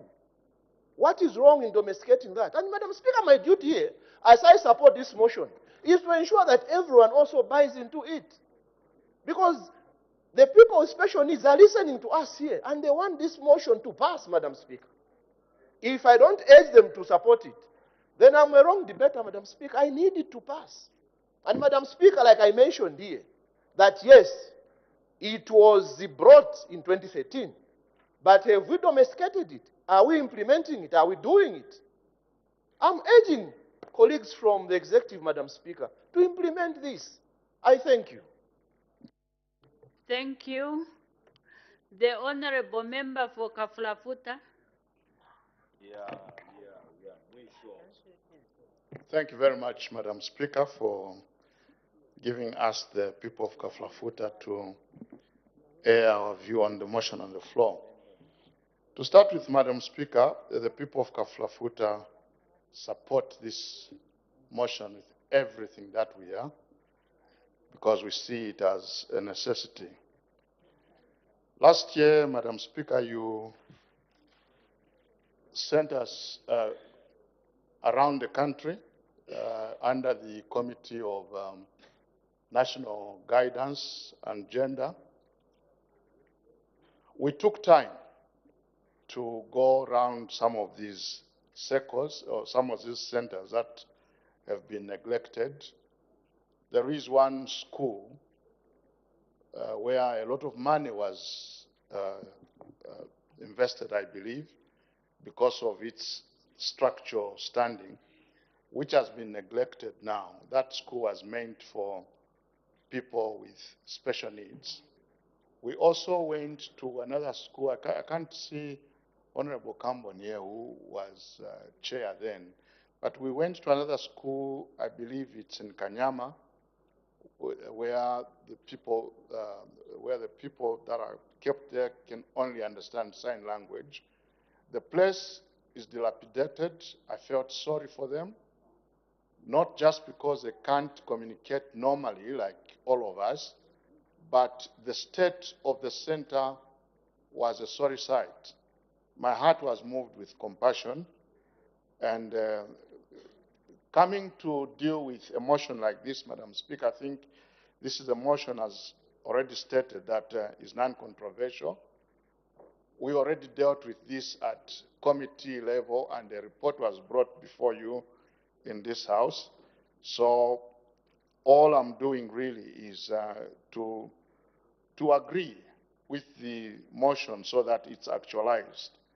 And every time I sit to listen to the news on ZNBC, Madam Speaker, I see one person in a small corner of the TV that does what they do, which is sign language.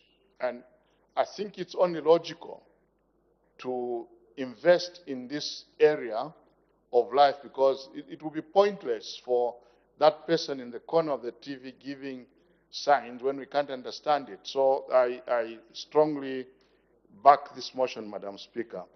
I remember when I went to high school, those of us that went to schools when it was called form, there's some people that were given the option to study French when none of us had any hope to ever live in France. But it was an option that was given, and some people took it. And I don't see any reason why we cannot have this taught in our schools when some of our relatives and close friends are affected by some of these disabilities. We also sometimes have seen doctors that have been dealing with people who can only communicate in sign language, bringing in someone to come and interpret whatever this patient would be saying, which by itself is a breach of confidentiality, because when a patient is dealing with a doctor, that is supposed to be strictly between doctor and patient, but bringing in somebody else breaches confidentiality. So the people of Kafulafuta don't talk much, Madam Speaker. With these few words, we wish to support this motion. I thank you. Thank you. The Honorable Member for Kawambwa. Thank you, Madam Speaker. Madam Speaker, I want to adopt the words of the seconder as my own because I do believe this is a very important motion brought into this House by the Honorable Member for Chienge. Madam Speaker, this motion is non-controversial and this motion affects all of us.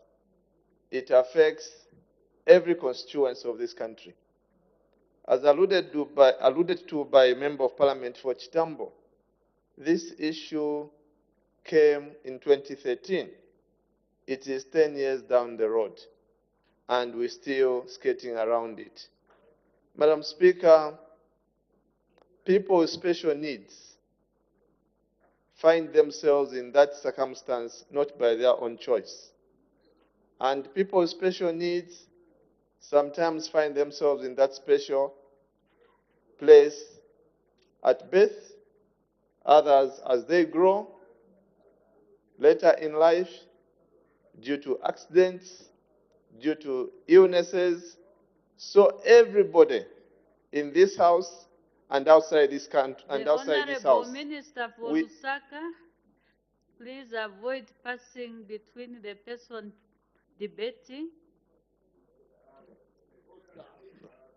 So, Madam Speaker, I was saying every single person, either in this House or outside this House, we are all potential candidates to be person with special needs at some stage in life. So this is not a motion that people must trivialize. Members of our families, members of our districts constituencies are there for all of us to see. So it is imperative that we move in this direction as a country, and for us as leaders assembled in this chamber, we have a responsibility to ensure that the needs of people living with special needs are taken care of. In fact, Madam Speaker, in addition to all the good things that Member of Parliament for Chienga said, for me, I believe sign language must be adopted as our 8th national language. Everybody must learn, must study, and understand sign language because we all need it at some stage or the other. How do we communicate with our constituencies? How do we communicate with people living with special needs in our own constituencies? We have a challenge, Madam Speaker, a big challenge for that particular matter. So I like to believe that we can start gradually. The issue of resources does not arise whatsoever because we know and we've seen resources being given to people in wrong places for wrong reasons, and we therefore as a nation must mobilize resources to start the implementation of this program. We need to work together to ensure that we embrace our colleagues with special needs. They are human beings. They deserve to be cared for. We cannot just claim to be Zambia to be a Christian nation without caring for others. So I implore this House, Madam Speaker, that time has come for us to stand up, for our colleagues with special needs. It is our responsibility and we owe it to them. If this House does not arise to protect or rather to ensure that we put in place steps to ensure that colleagues with special needs are taken care of, who will do that? There's nobody who will do it. So for us assembled here, it is our responsibility, Madam Speaker, that we all together today rise to support the motion put forward by Honorable Katuta to ensure that this message goes across the country to say our own parliamentarians sitting in that House today have risen up to the occasion to support this very good motion.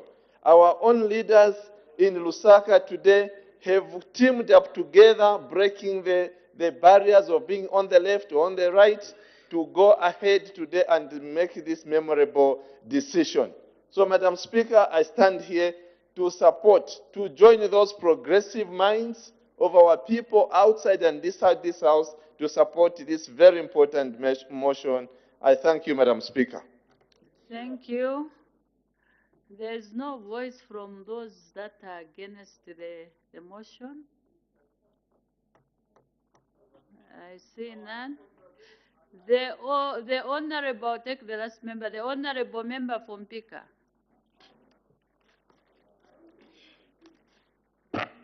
Thank you so much, Madam Speaker, for this opportunity to add our views on this very important motion. Madam Speaker, this is indeed a non-controversial motion. United Nations Universal Declaration of Human Rights, Article 26, confers the right to education to every human being, inclusive of people living with disability. Madam Speaker, even here, the Protection and Promotion of Human Rights of Persons with Disability Act, Part 5, Section 22, it talks about giving education to people living with disability. Indeed, the introduction of this mode of learning in schools will bridge the communication gap with people living with disability and other people in society. It will be very easier for all of us to communicate with those who are living with disability, because all of us would have known how to communicate using signs and Braille, Madam Speaker. Madam Speaker, due to lack of people who are specialized in the sign languages and Braille, you find that even at the airports, Madam Speaker, there are no people giving signs, even when they are calling for the next flight, or even at bus stations. It's very difficult for the people living with a disability to be told the time when the next bus will leave or when the next flight will leave. It's because in the past, there have never been this mode of learning, I mean using the Braille and also the sign languages. Madam Speaker, this is the reason why I want to thank the mover of this motion, Honorable Given Katuta Mwerwa, for this thought, more especially for having the passion to save the people living with disability. This motion, if supported by all of us and it goes through, will help society to live with people living with disability. But the problem, Madam Speaker, is that even when important motions go through, no action is taken. I know a motion under agriculture which went through to agriculture to introduce an agricultural bank. Action has not been taken. Another one, I know the issue of the CRB policy. The Minister of Tourism was not acted. And we also have, I remember, former MP for Chembe, Honorable Sebastian Copeland, also had his motion to introduce free distribution of sanitary towels in schools. It was passed, and no action has been taken. You only celebrate commissioning of PF's project, but the failures we don't celebrate. Madam Speaker, with those few words, I support the motion and urge every one of us to support the motion. I thank you. Thank you. Since there's only one, if you can be economical with time, like the Honorable Member from Pika, please do so. The Honorable Member for Pambashi. Thank you, Madam Speaker. Madam Speaker, as chairperson for Committee on Youth and Child Affairs, this motion is truly a non-controversial motion, and it is seeking to actualize the provisions of the law that this House passed in 2012 the People with Disabilities Act. Madam Speaker, we need to act and as a matter of agency that the provisions of that law come to fruition, to making sure that when we speak about making education of sign language and brailles compulsory, not even an option in schools, it is going to help all of us to communicate with the brothers and sisters who may be challenged in one way or the other. I look forward, Madam Speaker, to have a member of parliament with a disability in terms of speaking in this parliament. Now, if we can't bring that way of learning, now are we going to communicate to them? Yes, I do stammer, that I appreciate. That is, I am wonderfully and fearfully made by God. Therefore, Madam Speaker, trivializing the motion of this nature, or even wanting not to pass it, or maybe pass it and shelve it, may not be the best way to do, because 10 years from now, Zambia may have a president who is physically challenged, and that president may wish to communicate to the citizenry of this country. So we need not even to make it optional, but to make it a mandatory that all public schools in Zambia introduces Braille and sign language so that we can learn. This is a country where we celebrate speaking English. And if somebody speaks Bemba, we say, how did we even accept to make the English language compulsory? For what benefit? And then we make agriculture science option.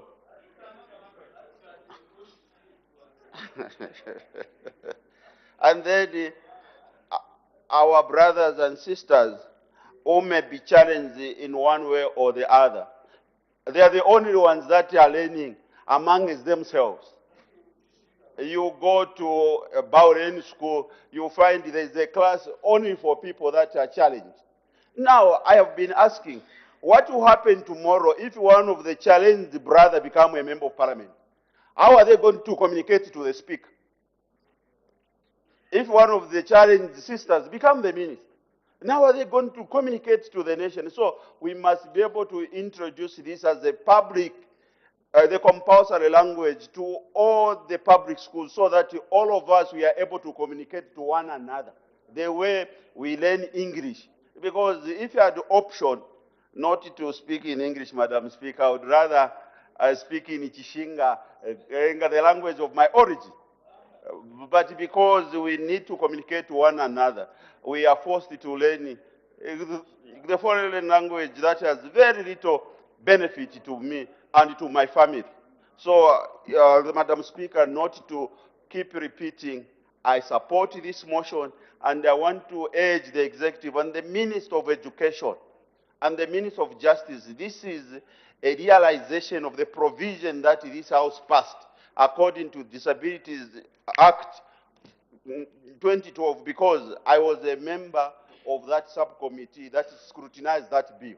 And that bill has a lot of the progressive ideas that once we domesticate them and begin in implementing them, Zambia will be a better country. If we refer to United Nations Charter and the African Charter on the Human Rights, we will discover that the actualization of the Disabilities Act of 2012 will make things better and good for the country. Madam Speaker, I thank you. Thank you. The Acting Minister of Community Development to respond.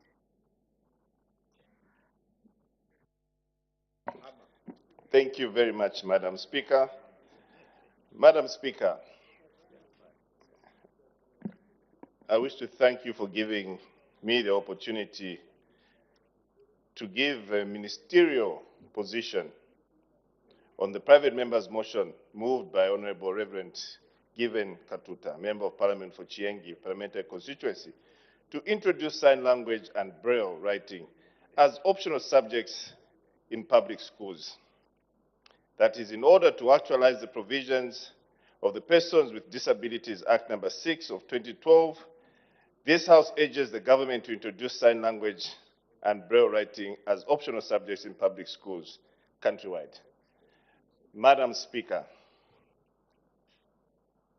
we do not support this motion purely because, Madam Speaker, the mover of the motion is merely pushing an open door. Madam Speaker, from the various debates that we may have heard from our colleagues here on the left, all suggest that this particular curricula, or rather the mode of teaching and not a subject, is already in existence in the Zambia curriculum today. Madam Speaker, Parliament, that will vote. Madam Speaker, we do not support this motion moved by Honourable Member of Parliament for Chiengi Parliamentary Constituency because government already introduced the Braille and Sign Language as an optional learning areas as enshrined in the Zambia Curriculum Framework of 2013. The 2013 Curriculum Framework responded promptly to the call for the provisions of Persons with Disabilities Act No. 6 of 2012, which states under 1F of Section 22, and I quote, Madam Speaker, the facilitation of the learning and Braille, alternative script, augmentative and alternative modes, means and formats of communication and orientation and mobility skills, and facilitation of peer support and mentoring, end quote. In addition, under IG of the same section states, and I quote, Madam Speaker, the facilitation of the learning and sign language and the promotion of the linguistic identity of deaf persons, end quote. Madam Speaker, let me be quick to mention that the government has actually gone beyond, above and beyond, that is, on what the Honourable Member of Parliament is asking for by introducing Braille and sign language as optional subjects in public schools. I would like to inform the House, Madam Speaker, that the Ministry of Education implemented the 2013 Zambia Educational Curricula, which outlined the teaching of the two options introduced as part of literacy and language to serve learners with interests, particularly children with special educational needs and or disabilities. This is contained in the Ministry of Education of 2013, obviously, in a document on page 31. Therefore, Madam Speaker, sign language and Braille as subjects were introduced as core subjects for the learners with hearing and visual impairment, respectively.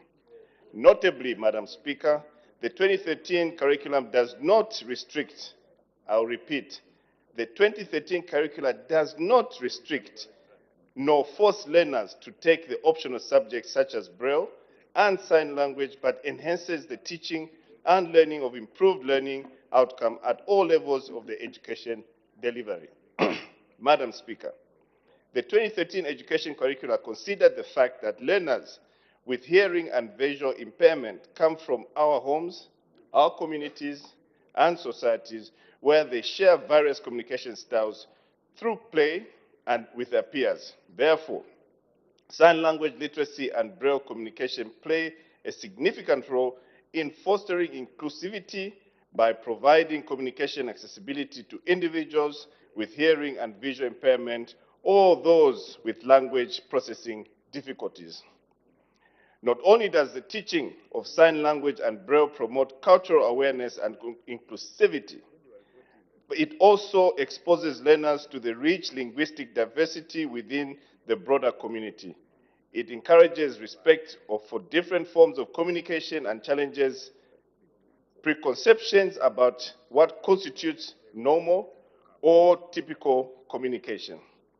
Madam Speaker, moreover, acquiring proficiency in sign language or Braille opens up new career paths for learners, such as becoming interpreters, educators, or advocates for individuals with sensory impairment.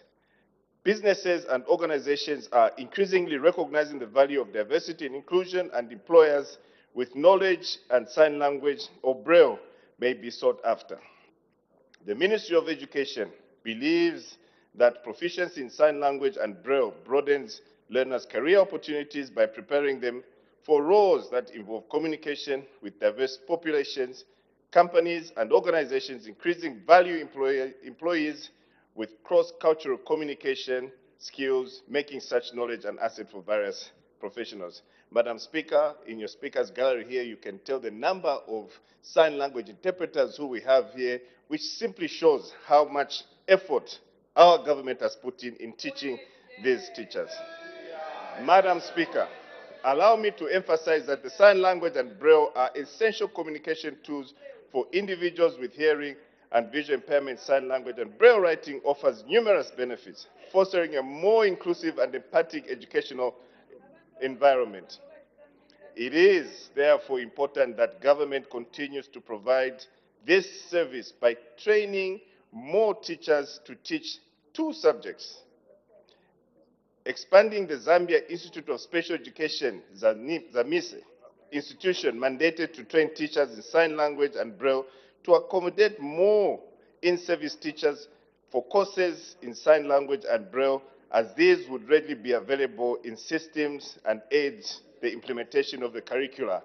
Indeed, Madam Speaker, my substantive role as Minister of Tourism will be looking out for these particular teachers who will be coming out of ZAMISE to be able to be trained guides in the national parks that we have for our colleagues who are differently abled. Madam Speaker, in addition, the government will continue to promote the sign language and Braille education through provision of teaching and learning materials, developing of assessment curricula with corresponding syllabus to run the examinations accordingly, as well as monitoring the evaluation. Furthermore, in 2023, the government introduced a budget line to improve, I'll repeat that, Madam Speaker. In 2023, the government introduced a budget line to improve, among others, the provision of sign language literacy and Braille education. Madam Speaker, going forward, and in order to translate this into more concrete plans of action, extensive consultation will be required with the deaf community and those with blindness, as well as service providers, teachers, and other education professionals to share inspired visions from evidence-based practices. Madam Speaker, I wish to reiterate that it is the intention of the New Dawn administration not to leave any child of school-going age behind, because we believe in giving opportunities to everyone regardless of their status in society. Madam Speaker, with those few remarks, I submit. The Honourable Member for Chiengi wind-up debate.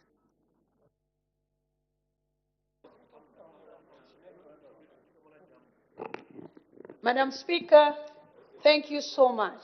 As a mother, I really feel the pain like I'm in labor ward, because I can't believe that the executive has not understood my motion. My motion was to urge the government to introduce in all schools, as we're speaking, in Chiengi we've got a lot of deaf people who do not go to school. And I'm shocked that the executive can come and mislead the nation. We have a lot of people who are blind in Wapula. They don't go to school. So where are these schools which the minister or the executive is referring to? Madam Chair, Madam Speaker, I'm really disappointed because this is all political.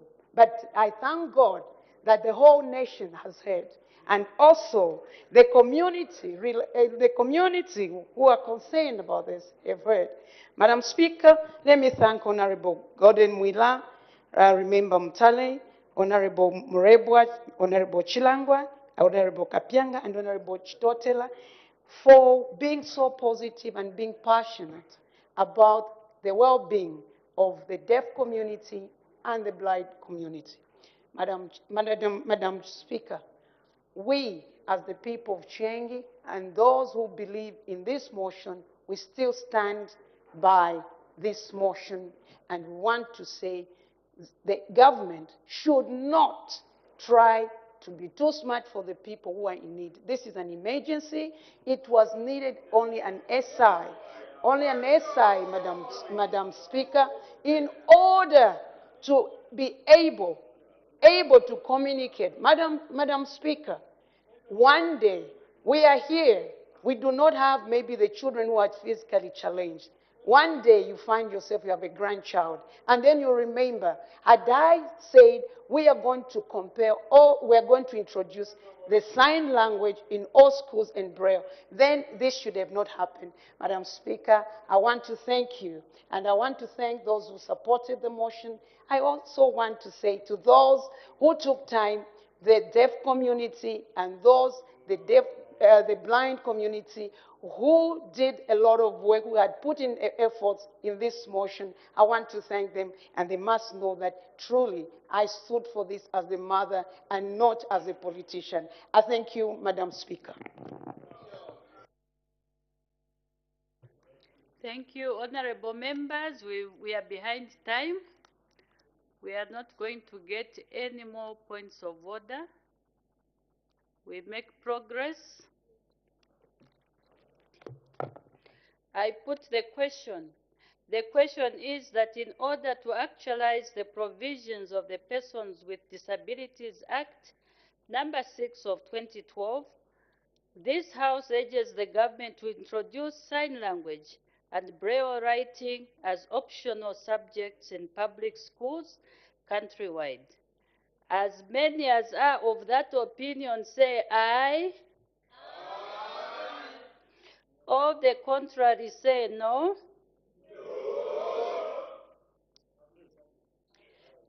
I think the noes have it. The question is negative.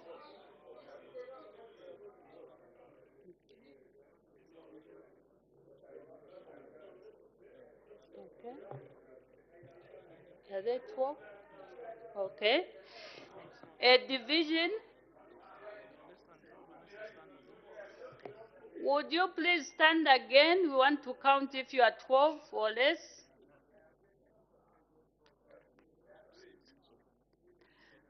A division is called. Ring the bells.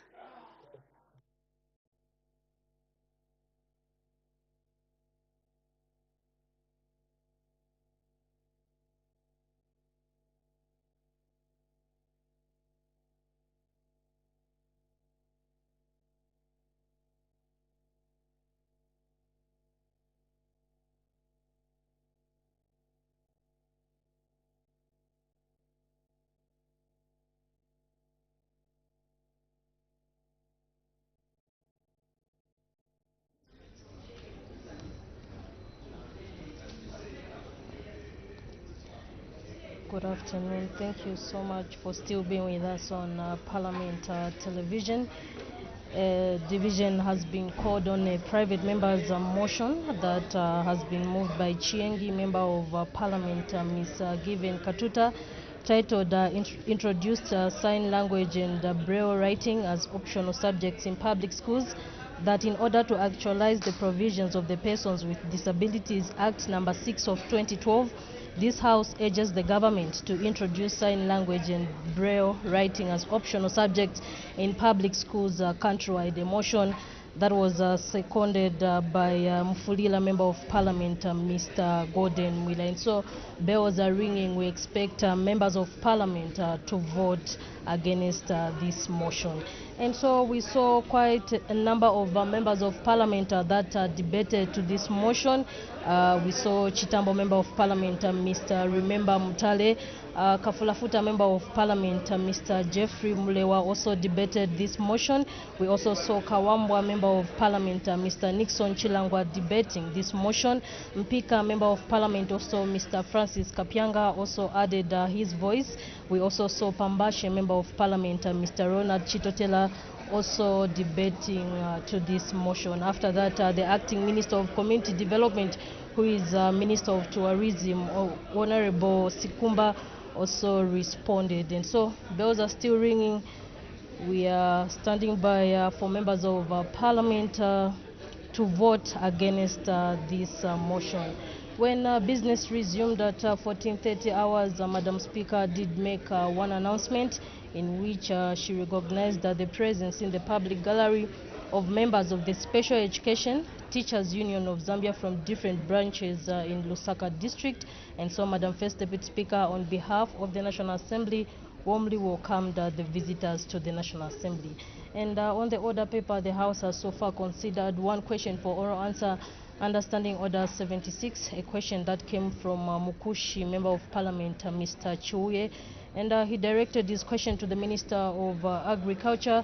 He wanted to find out a question in 4 parts: whether the government is aware that some farmers under the e-voucher system in Kushi North Parliamentary Constituency have not accessed farming inputs due to the delay by the government to upload their part contribution into the system.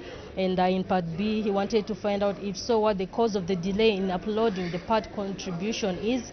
And in part C, he wanted to find out what measures are being taken to ensure that the matter is urgently resolved, considering that the farming season has started. In part B, he wanted to find out what the correct input package under the e-voucher system is, as there is conflicting information on the package in Mwembeshi Parliamentary Constituency. And so bells are still ringing. Under consideration is the private member's motion that has been moved by Chiengi, Member of Parliament, Ms. Given Katuta, and this is to introduce sign language and braille writing as optional subjects in public schools, that in order to actualize the provisions of the Persons with Disabilities Act number 6 of 2012, this House urges the government to introduce sign language and braille writing as optional subjects in public schools countrywide. A motion that has been seconded by Mufulila, Member of Parliament, Mr. Gordon Mwila. And so far, this is the business that has been considered on the floor of the House. Just now, we take you Close to the the floor of the bar, House. clear the lobbies, and lock the doors. The House will vote electronically only using the Bosch multimedia units. Please log into the system. When you hear the paging sound, the vote has opened and the voting screen is displayed on your microphone unit. Select the present key. On the top right side of the screen, you see the words, please cast your vote. Select one of the options, yes, no, or abstain. Once you have selected one of the options, you will see the words, vote has been cast on the right side of the screen. When you hear the second paging sound, the vote will close after 1 minute. You have just voted. The results are as follows.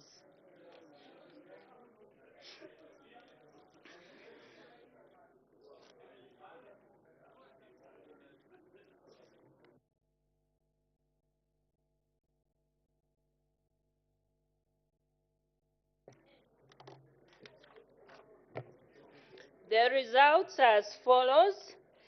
The ayes, 19. The noes, 60. Those in abstention, 1. Therefore, the noes have it. The question is negative.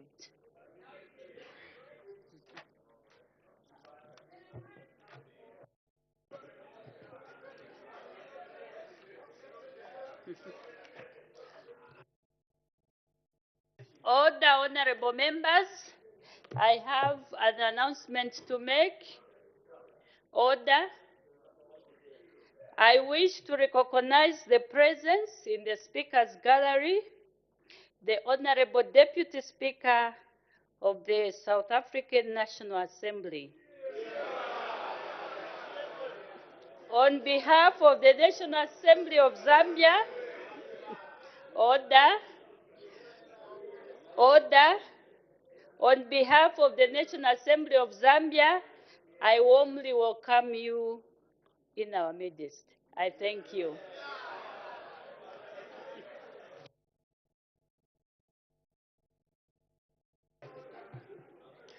Order, we make progress. Notice of motion, the Honorable Minister of Finance and National Planning. The Acting Minister of Finance and National Planning.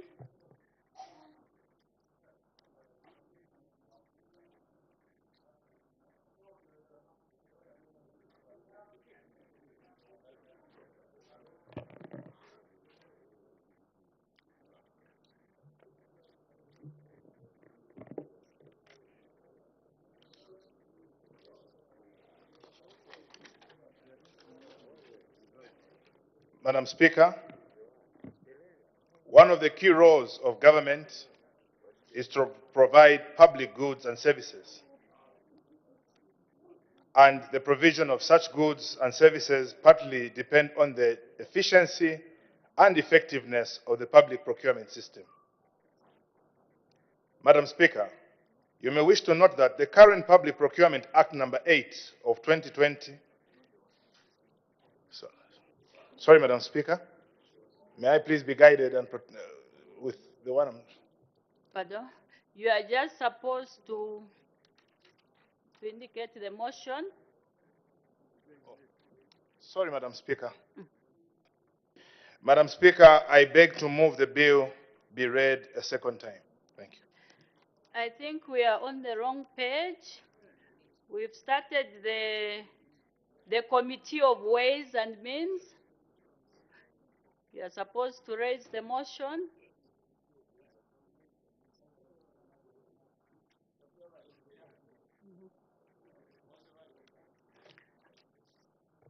The clerk sat at the table. I don't know whether you have a...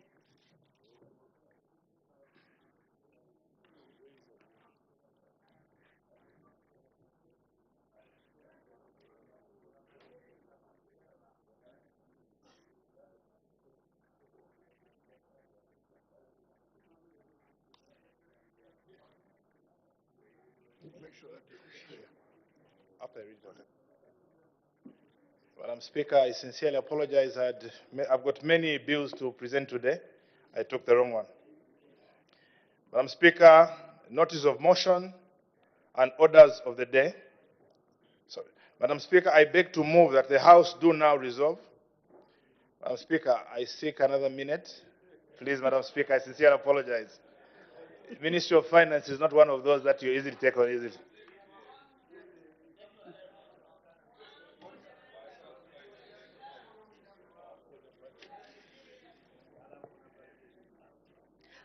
DCP, do you have a copy?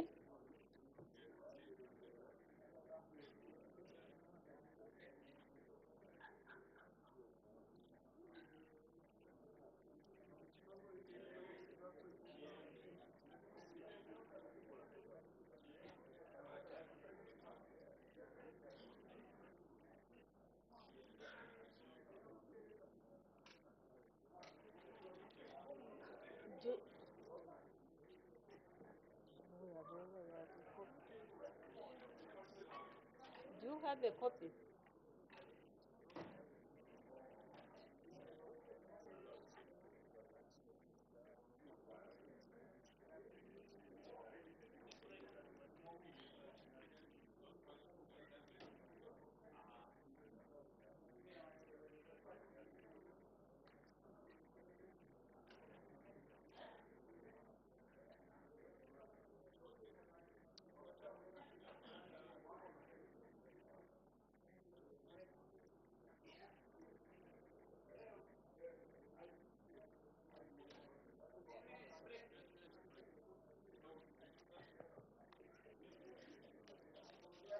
Please, please. Thank you, Madam. Sorry, Madam Speaker, I've been guided. Thank you.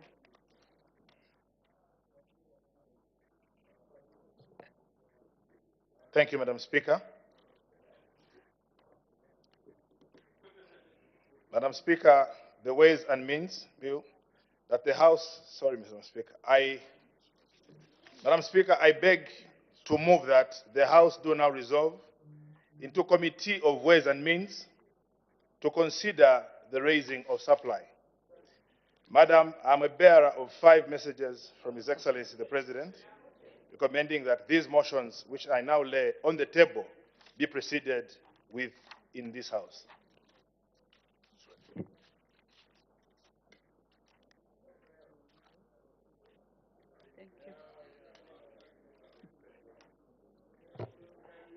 Thank you.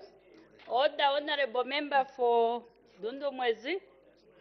The question is that the House do now resolve into Committee of Ways and Means to consider the raising of supply. Any debate?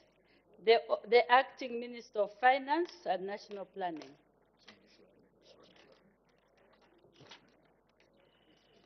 Yes. Thank you, Madam Speaker, for your patience and tolerance to the mishandling of documents that happened before us earlier. Madam Speaker, one of the key roles of government is to provide public goods and services, and the provision of such goods and services partly depend on the efficiency and effectiveness of the public procurement system.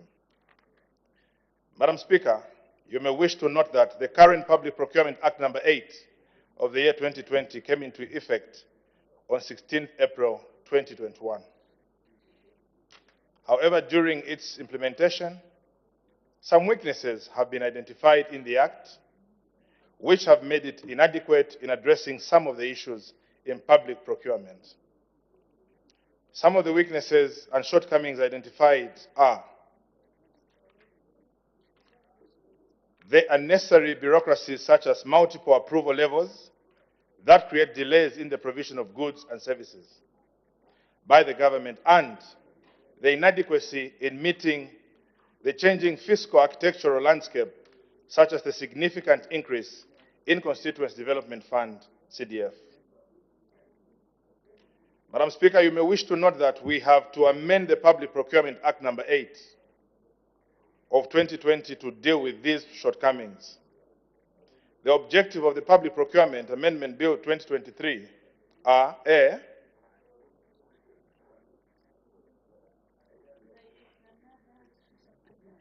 Is not the correct one, Honorable Minister? yeah. No, I've got Okay. That is the wrong document. Honorable members, I think using my powers, I'm going to suspend business since it's almost tea break, so that also the minister can organize herself. I'll suspend business for 21 minutes. Thank you. And thank you for still watching Parliament Television. The Committee of Ways and Means has taken a 20 minutes break, and under consideration is a motion that was moved by Acting Minister of Finance and National Planning, that's Honorable Chipoka Mlenga, who is also the Commerce and Trade and Supply Minister. He moved a motion, Ways and Means, that the House do now resolve into Committee of Ways and Means to consider the raising of supply. And when business resumed at 14:30 hours, Madam First Deputy Speaker did recognize the presence in the public gallery of the Special Education Teachers Union of Zambia from different branches in the Lusaka district. And so Madam First Deputy Speaker, on behalf of the National Assembly, warmly welcomed the visitors to the National Assembly. Thereafter, the House went on to consider one question for oral answer under Standing Order 76, and after consideration of that question, Chiengi Member of Parliament, Ms. Given Katuta, moved a private member's motion titled Introduce Sign Language and Braille Writing as Optional Subjects in Public Schools, a motion that was seconded by Mufulila Member of Parliament, Mr. Gordon Miller. And so we'll be able to share with you the details later on. For now, we go on a break. Remember, business of the House will resume at 17 hours. Keep watching Parliament Television. Good afternoon. You can now advertise on Parliament Television and Parliament Radio.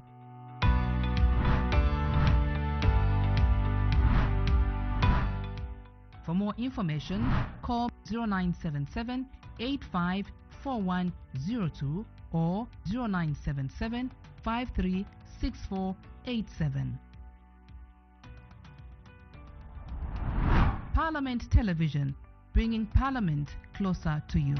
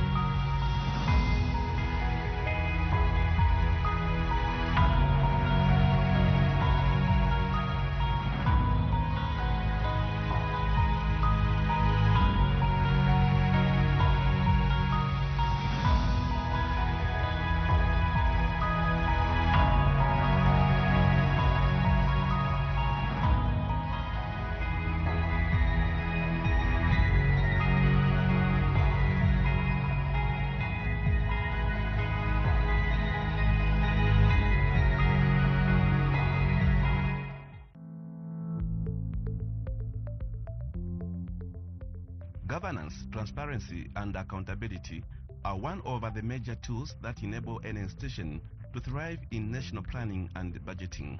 It is for this reason that the National Assembly of Zambia launched the Public Financial Management Handbook and unveiled the office building for the Parliamentary Budget Office on plot number 20 Kwacha Road, Olympia Park. The launch took place at Parliament Buildings in Lusaka on 14th November 2023. Speaker of the National Assembly, the Right Honorable Ms. Ned B.K. Muti, MP Fapra, appreciated the support that stakeholders have been rendering to the institution and expressed gratitude to the media for covering the work of the National Assembly. It is a great honor and privilege for me to officiate at the launch of the revised Public Finance Management Handbook and unveiling of the office building for the Parliamentary Budget Office. Let me take advantage of this occasion to appreciate the support that stakeholders that are with us this morning have been rendering to the National Assembly of Zambia in performing its representative, legislative, and oversight functions.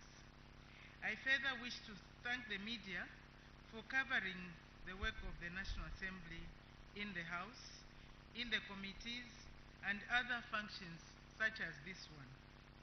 You are true partners in the agenda of enhancing good governance in our beloved country, Zambia. Madam Speaker also expressed gratitude to all stakeholders, academia, civil society organizations, and professional bodies for validating the material of the handbook. I want to assure all stakeholders present here that the National Assembly of Zambia looks forward to playing its role to implement the strategy under the governance, transparency, and accountability strategic theme. The handbook being launched today will be a toolkit for members of Parliament and staff of the National Assembly. It will also serve as a self-training manual for members of Parliament and staff of the National Assembly on issues relevant to their specific functions. The main role of the Parliamentary Budget Office is to provide technical support to parliamentary committees in an objective, non-partisan, accurate, and timely manner. May I take this opportunity to urge the honorable members and chairpersons of committees to utilize the services of this office.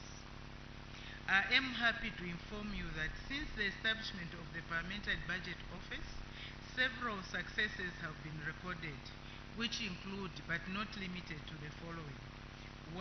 Capacity enhancement of both members of Parliament and staff in various aspects to enable them execute their budget oversight functions effectively.